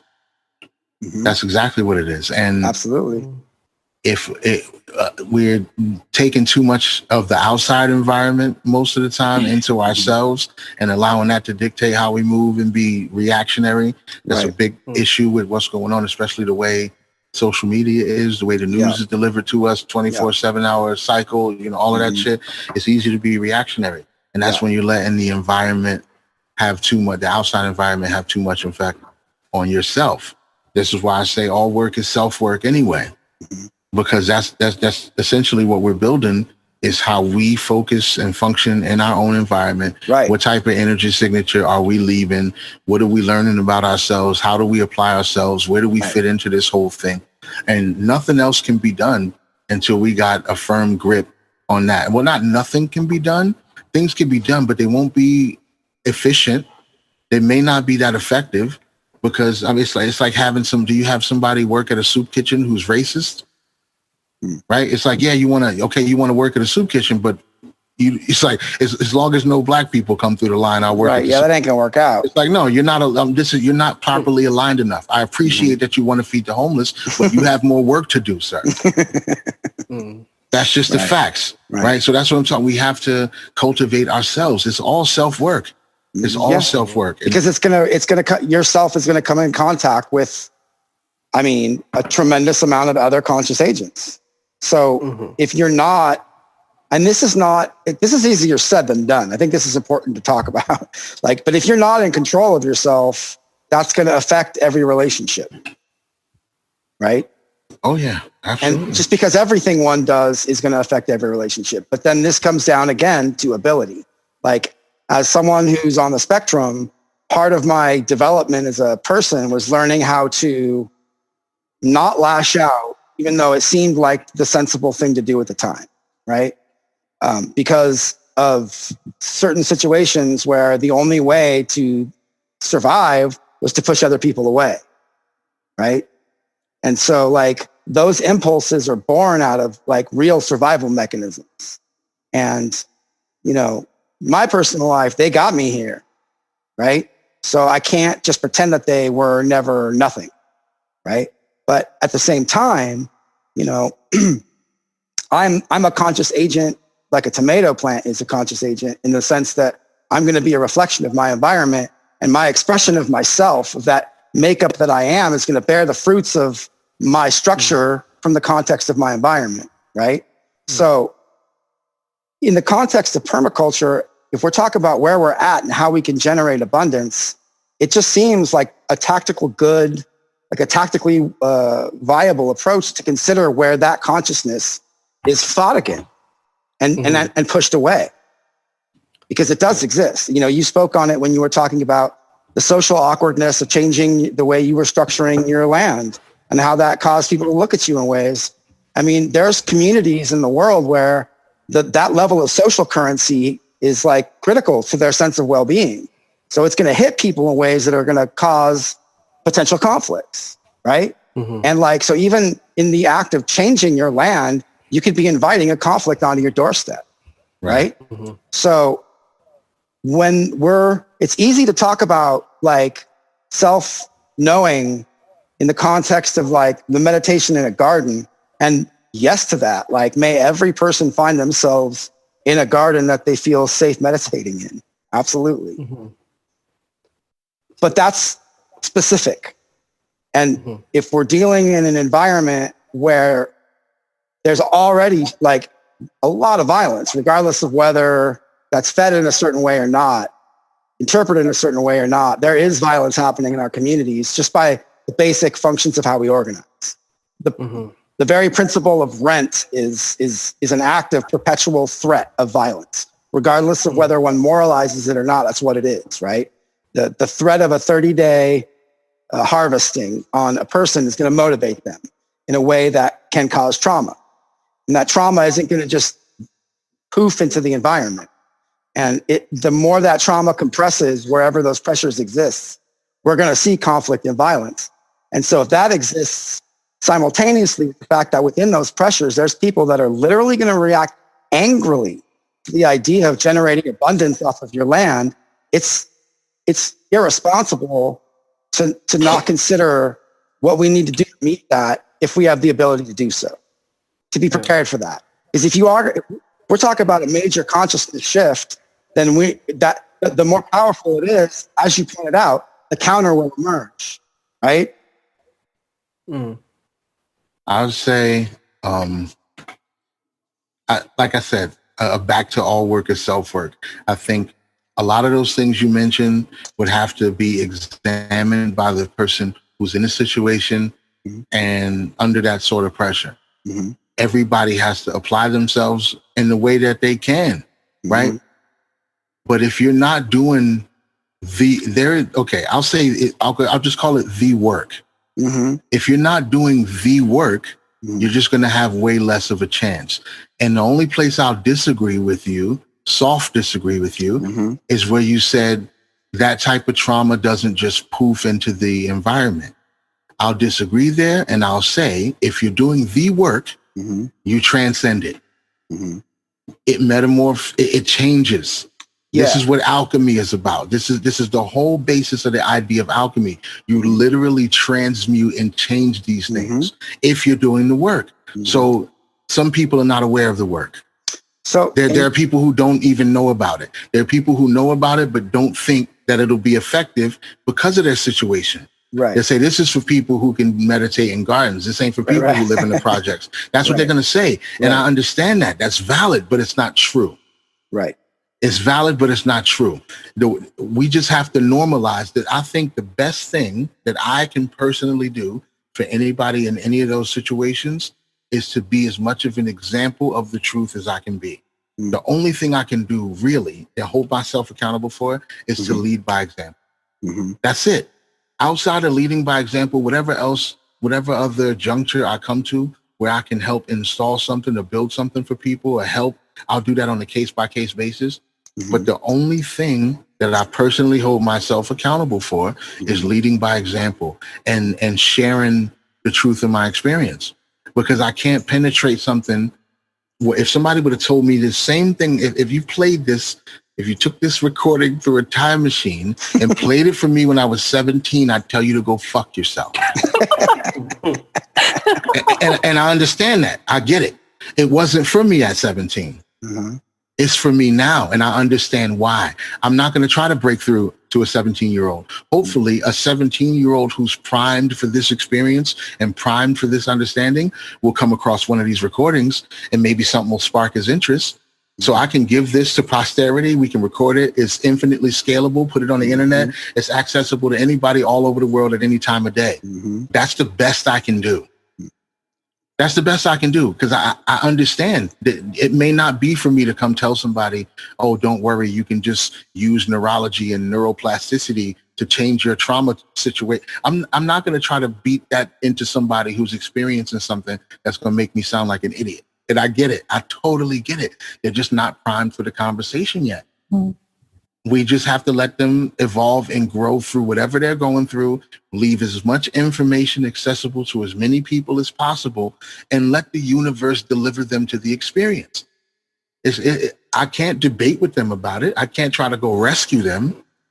All I can do is lead by example and leave this information here for you to access or for it to stumble across you. Maybe somebody will print it out on a piece of paper and the wind will blow it through your car window. I'm open to all of that shit. I'm open to it because I understand that's how the universe works. So I'm just going to do my part. And I feel like my part is getting the deepest understanding I can get, being as authentic as I can possibly be, and just always in every aspect of my life, being the thing that I claim I want to see in the world. If I'm not being dope to people, I have no right to want people to be dope to each other. That's just the way I feel. I mean, that just kind of breaks it down right there. If I'm not giving out as much, positive, loveful, motivational energy as I possibly can, what right do I have to say, oh, people just need to treat each other better? Like, no, if you're not doing it, you're fucking up the game. Right. Mm-hmm. Yeah, you're holding your back in many ways. You're obstructing that I hate to say it this way and in this way, but you're kind of obstructing the work of the universe by, not working on yourself. Right. So, I agree. I agree too. So I have to get going soon, but I just wanted to make this point for I like the discussion of the permaculture, but I see another topic for a future podcast that could tie into this, or actually maybe that would tie into this one. But basically, colonization, we all know, has created a monoculture, not a variety of cultures all over the world, but if you look at it compared to like a couple of centuries ago, the world is more or less like it has a lot of influence by the US and English and generally European cultures. So not the reason why I'm bringing this up is because a lot of culture is shaped around the food that we have available to us. So I kind of was just going to throw out the idea that we have a discussion in the future about how permaculture can help to bring back localized cultures, like human societal cultures through permaculture. Yeah. That's such a Absolutely. great topic. Hell yeah. Absolutely. But I just wanted to throw that out there. But I do have to get going. All right. Thank you, Tyler. It was good talking to you all. Yeah. Great talking to you. blessings. And Tyler, thank you for joining us. Yep. Good meeting you, Peter, and good meeting you, Don. You too. Hopefully we'll talk again soon. Hell yeah. Absolutely. Looking forward to it. Yeah, I can't agree with him more personally. I think that's really the land will speak the food that's been speaking for hundreds and hundreds and hundreds of years, right? Yeah. And like there's cultures like waiting to like dance with that again. You know, all kinds of cultures, hella cultures that don't even agree with each other a lot of the times, but they know that land song, you know, they know that land rhythm that is, I mean, which relies on a tremendous amount of harmony and cooperation. Right. Right. That's just like what it comes down to.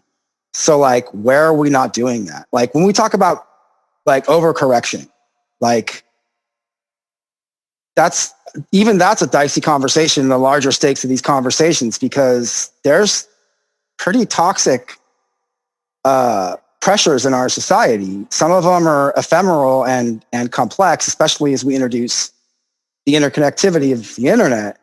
But some of them are just root, base, give me what I want or I'm going to punish you, that we just take every day as just a given, right? Yeah. That relates to our access to land to even begin this conversation of just exploding abundance into our communities.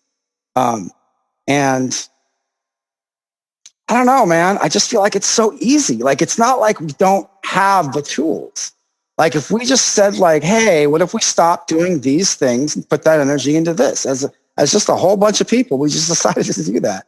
It's just, this, like for instance, the housing market. Like, what if we just sacrificed it?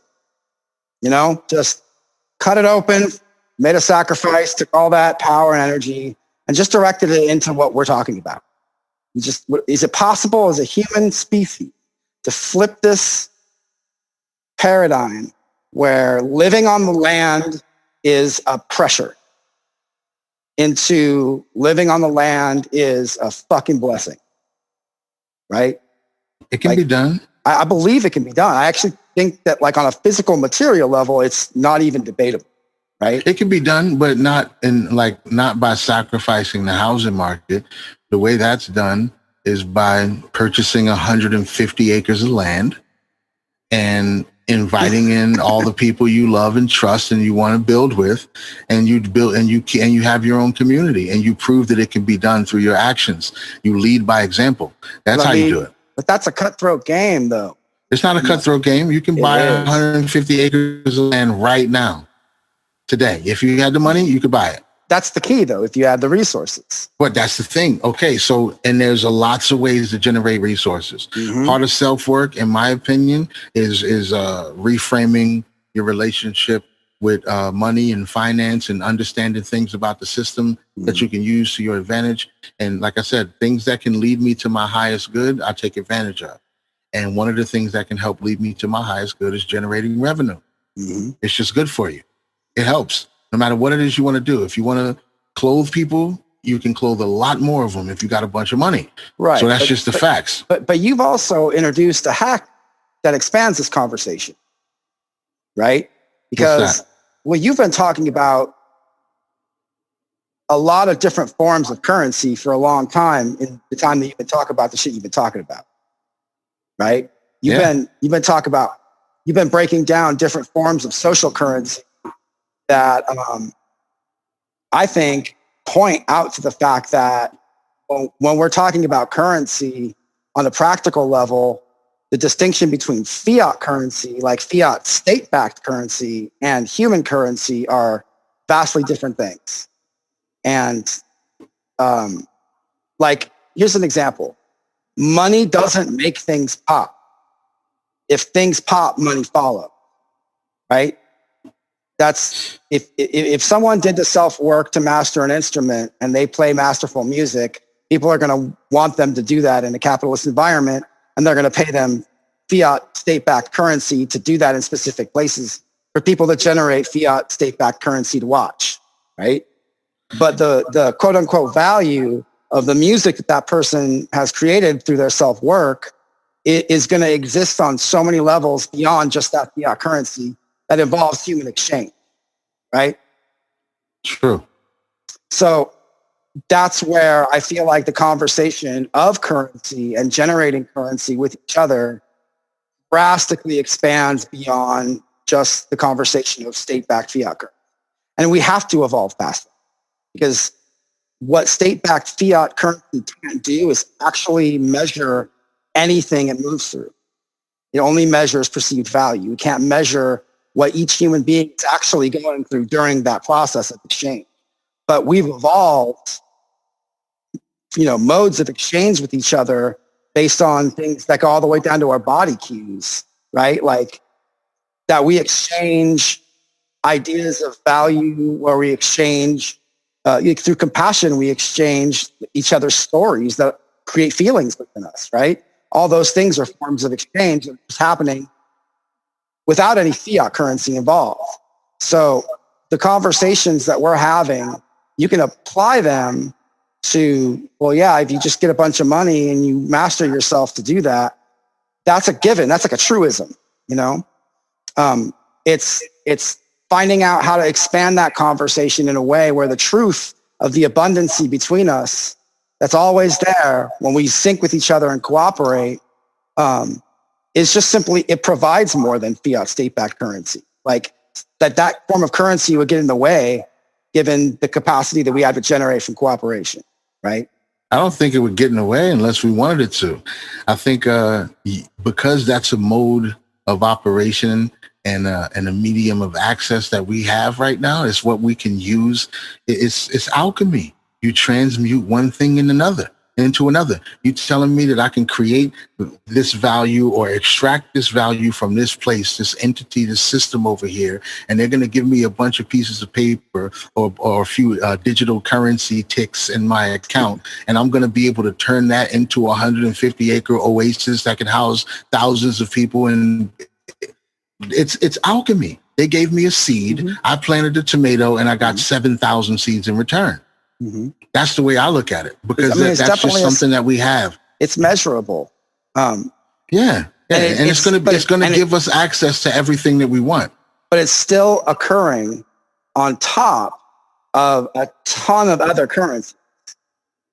No, it's not on top of it. They don't even have to technically interact with each other. Well, for me, that's my point. For me, they do. Well, they both exist. They don't need to interact with each other, but they're connected either way, because they both live in the same environment. Right, but the fiat capital, it exists in the same environment, but has no actual mechanism of measuring a human being. Neither do we. What? We have to interact with each other. No, we don't have. I need to know where to face. We don't have an objective measurement of measuring a human being. No, we know how to. Exactly. So neither does money. Well, but that's the point. Neither one of us. We as humans, within the mystery of not ever truly being able to define each other, and through like what I would call anarchist practices, which is the allowance of each other, God, that dog, man, every time she barks, I forget what I was talking about. I just think it's a reality that we have to deal with. So I factor it in. I understand that. I understand the access that it gives us to the things that we want. If our idea is that we should be able to live off the land in peace, then the system that we live in right now requires us to purchase the land, right? So instead of me maybe in a higher state of being, in a different consciousness, a different paradigm shift of humanity, land won't be able to be purchased. That's something we can talk about after we purchase the land. We can fucking smoke a spliff and pontificate about this shit all night, I promise. But I'm not going to stop myself from trying to build and create the thing that I want to see in the world because I don't agree with this rate of exchange or this thing.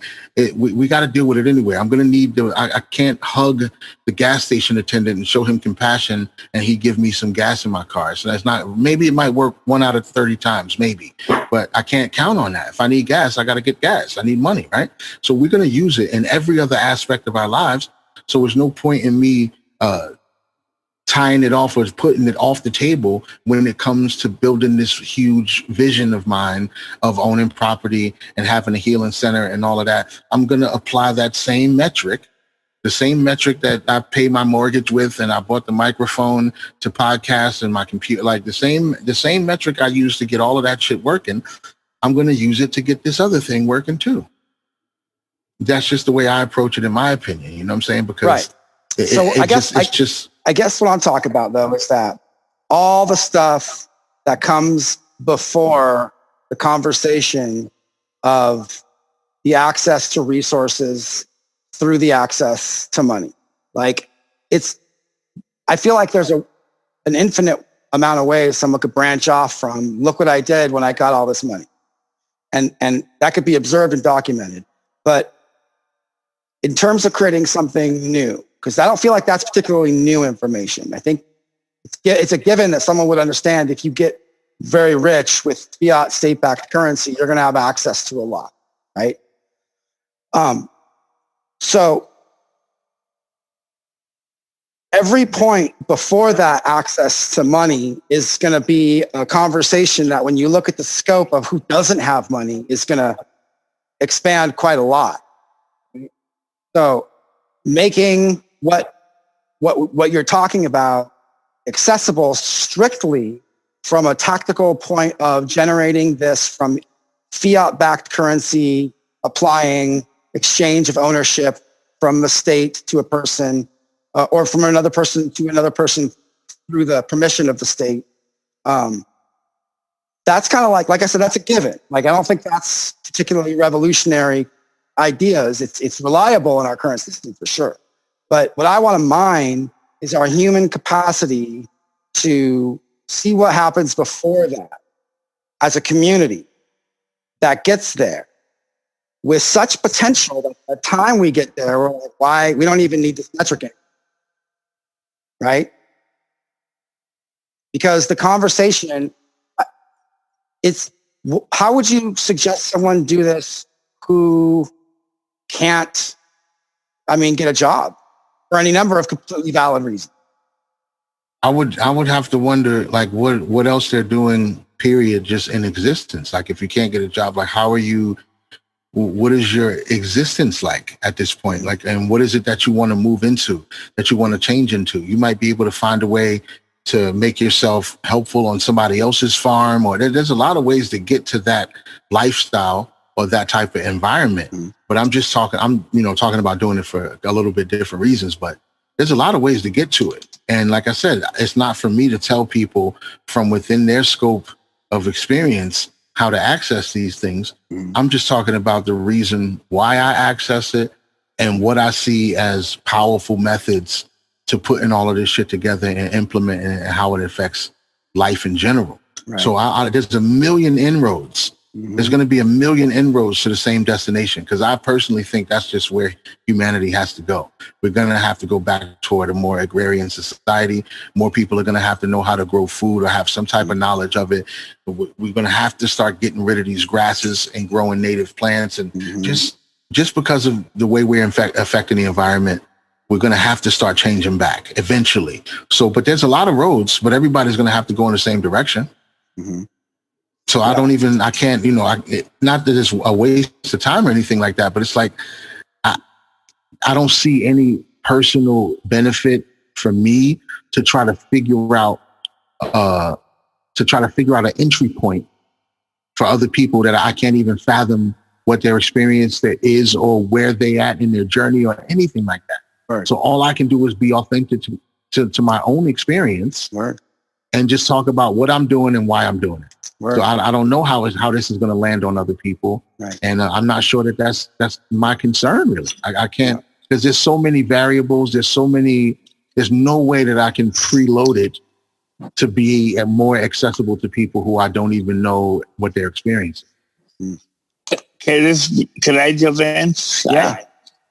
I've been listening to this fascinating conversation. So I think what we're talking about a little bit is what we talked about the other day, diversity and tactics. Uh-huh. Finding different ways of starting something. Uh-huh. And I think the other point is that we can still talk about, as a group, multiple entry points to get folks involved to the maximum they want to be involved based on what they're able to do at a given time. Mm-hmm. The money discussion one, I think we all want to hopefully have a day where money isn't the driving force, so to speak. But I do know, even in my own personal life, that, money does help me do things that I wouldn't be able to do when I didn't have money. Mm-hmm. I can do more in, like, if somebody can't pay their phone bill, I can pay their phone bill. If somebody has a need, not that I'm rich, and you can take care of it, but I think it comes down to, again, diversity and tactics, and just making sure that in our work, we work for a time that there's different points of entry. Does that make sense? Mm-hmm. Definitely. I mean, I feel like, I don't want to put anybody on the spot, but like we have a unique opportunity here because Peter, you're a quadriplegic, and right? I'm not trying to because I don't want to speak for anybody, but so the conversation of gardening is going to be different for you than it is for someone who isn't a quadriplegic, right? Right.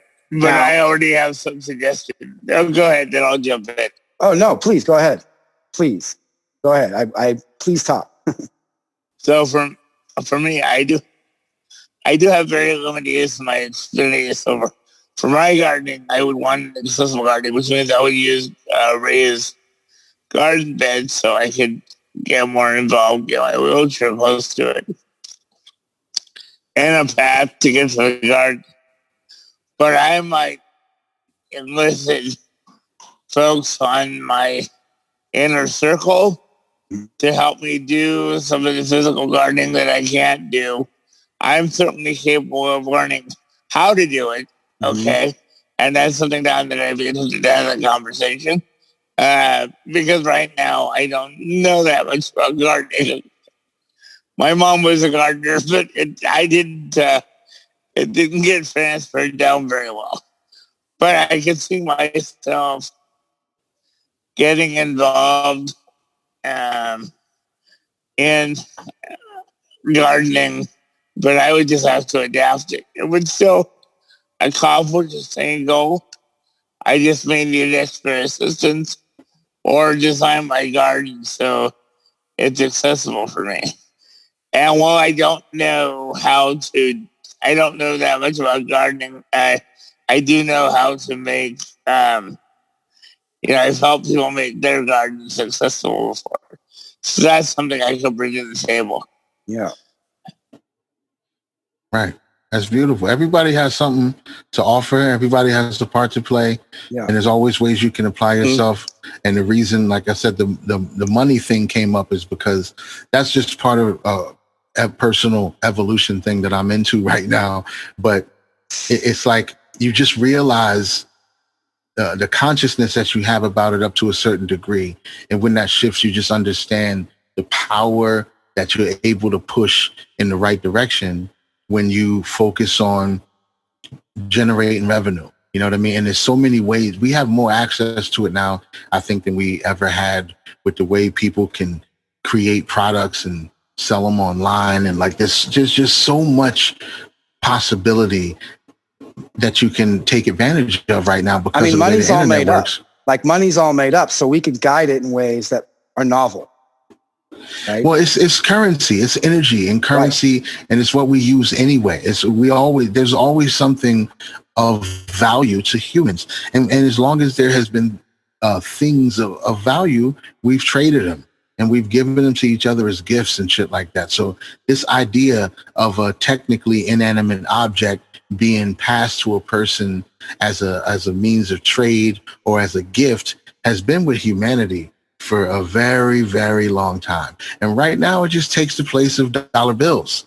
But it's the same concept, the same energy that's been with us for a very long time. Mm-hmm. And the energy itself is it's neutral.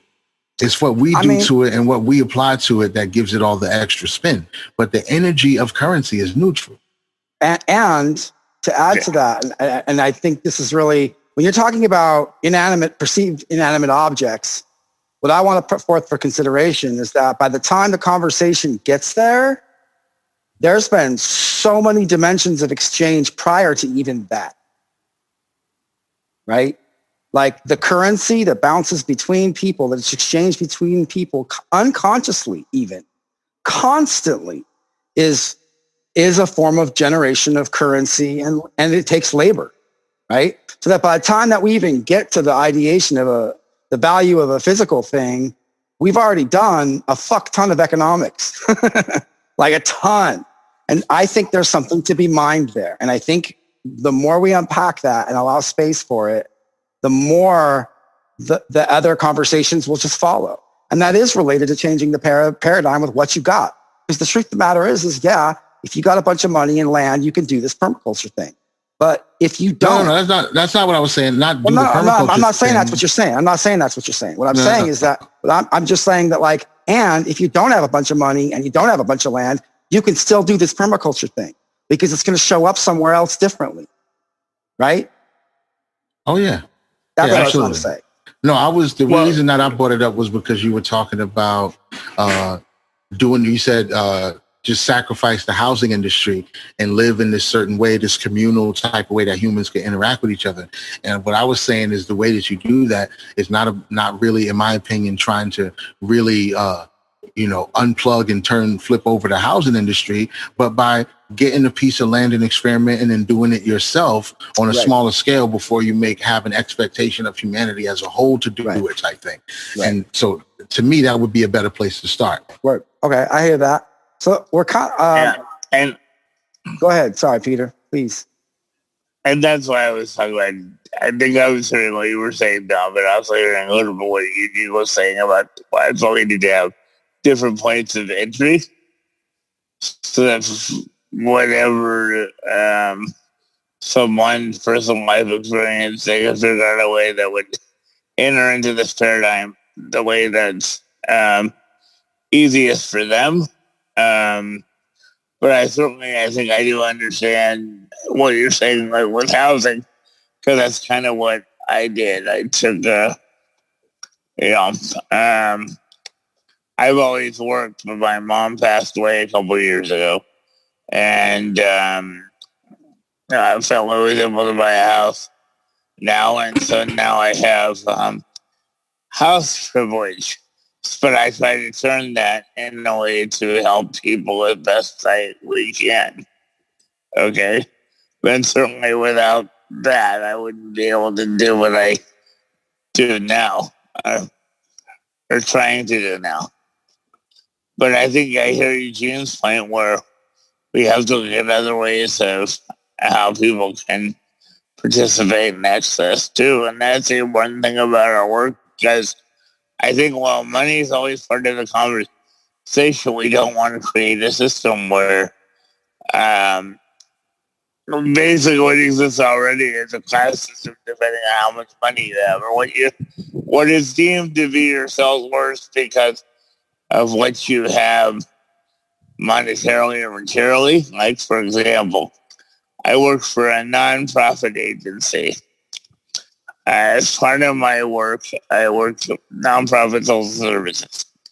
And as part of my work, I have to write, we helped some folks that had to be evacuated. Okay? And we were writing we had to write success stories for our funders. Okay? And you have to write reports. That's just the way it is. And somebody who was working on the project said, what did this person bring to the table? And I said, well, what do you mean? What did this person bring to the table? There's somebody we serve and they had to be evacuated.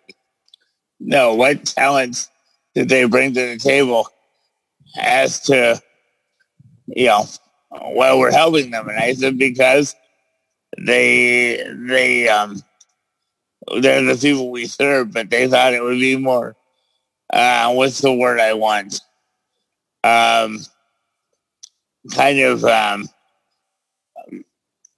it would look better if we could say they had some sort of skill or build them up a little bit. And I'm like, well, they are who they are. And that's not what it's about.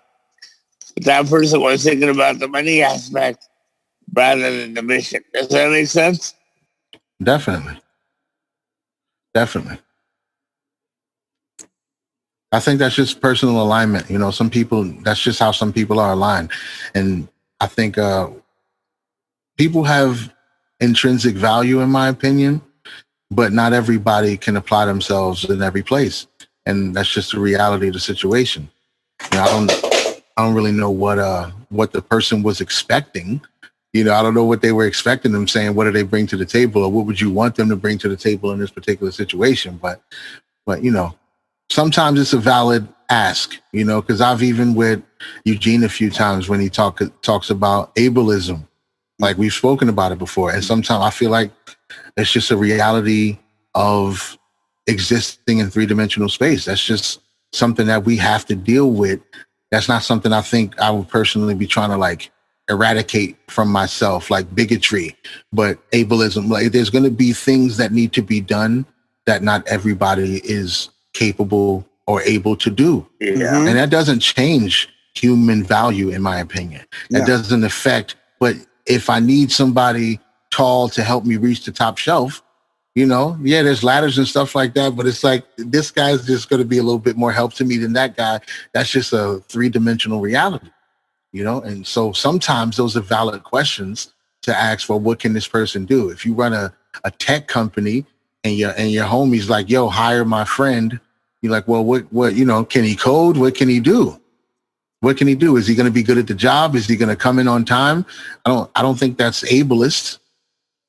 I think that's just, trying to put a person in place to do a job properly. Well, I have a whole being a physical disability. I can go on about ableism, so that might be for another discussion. So I hear your point, but I'm sure we would have quite a discussion about ableism, because that's something that I have to live with ableism every day in one form or another.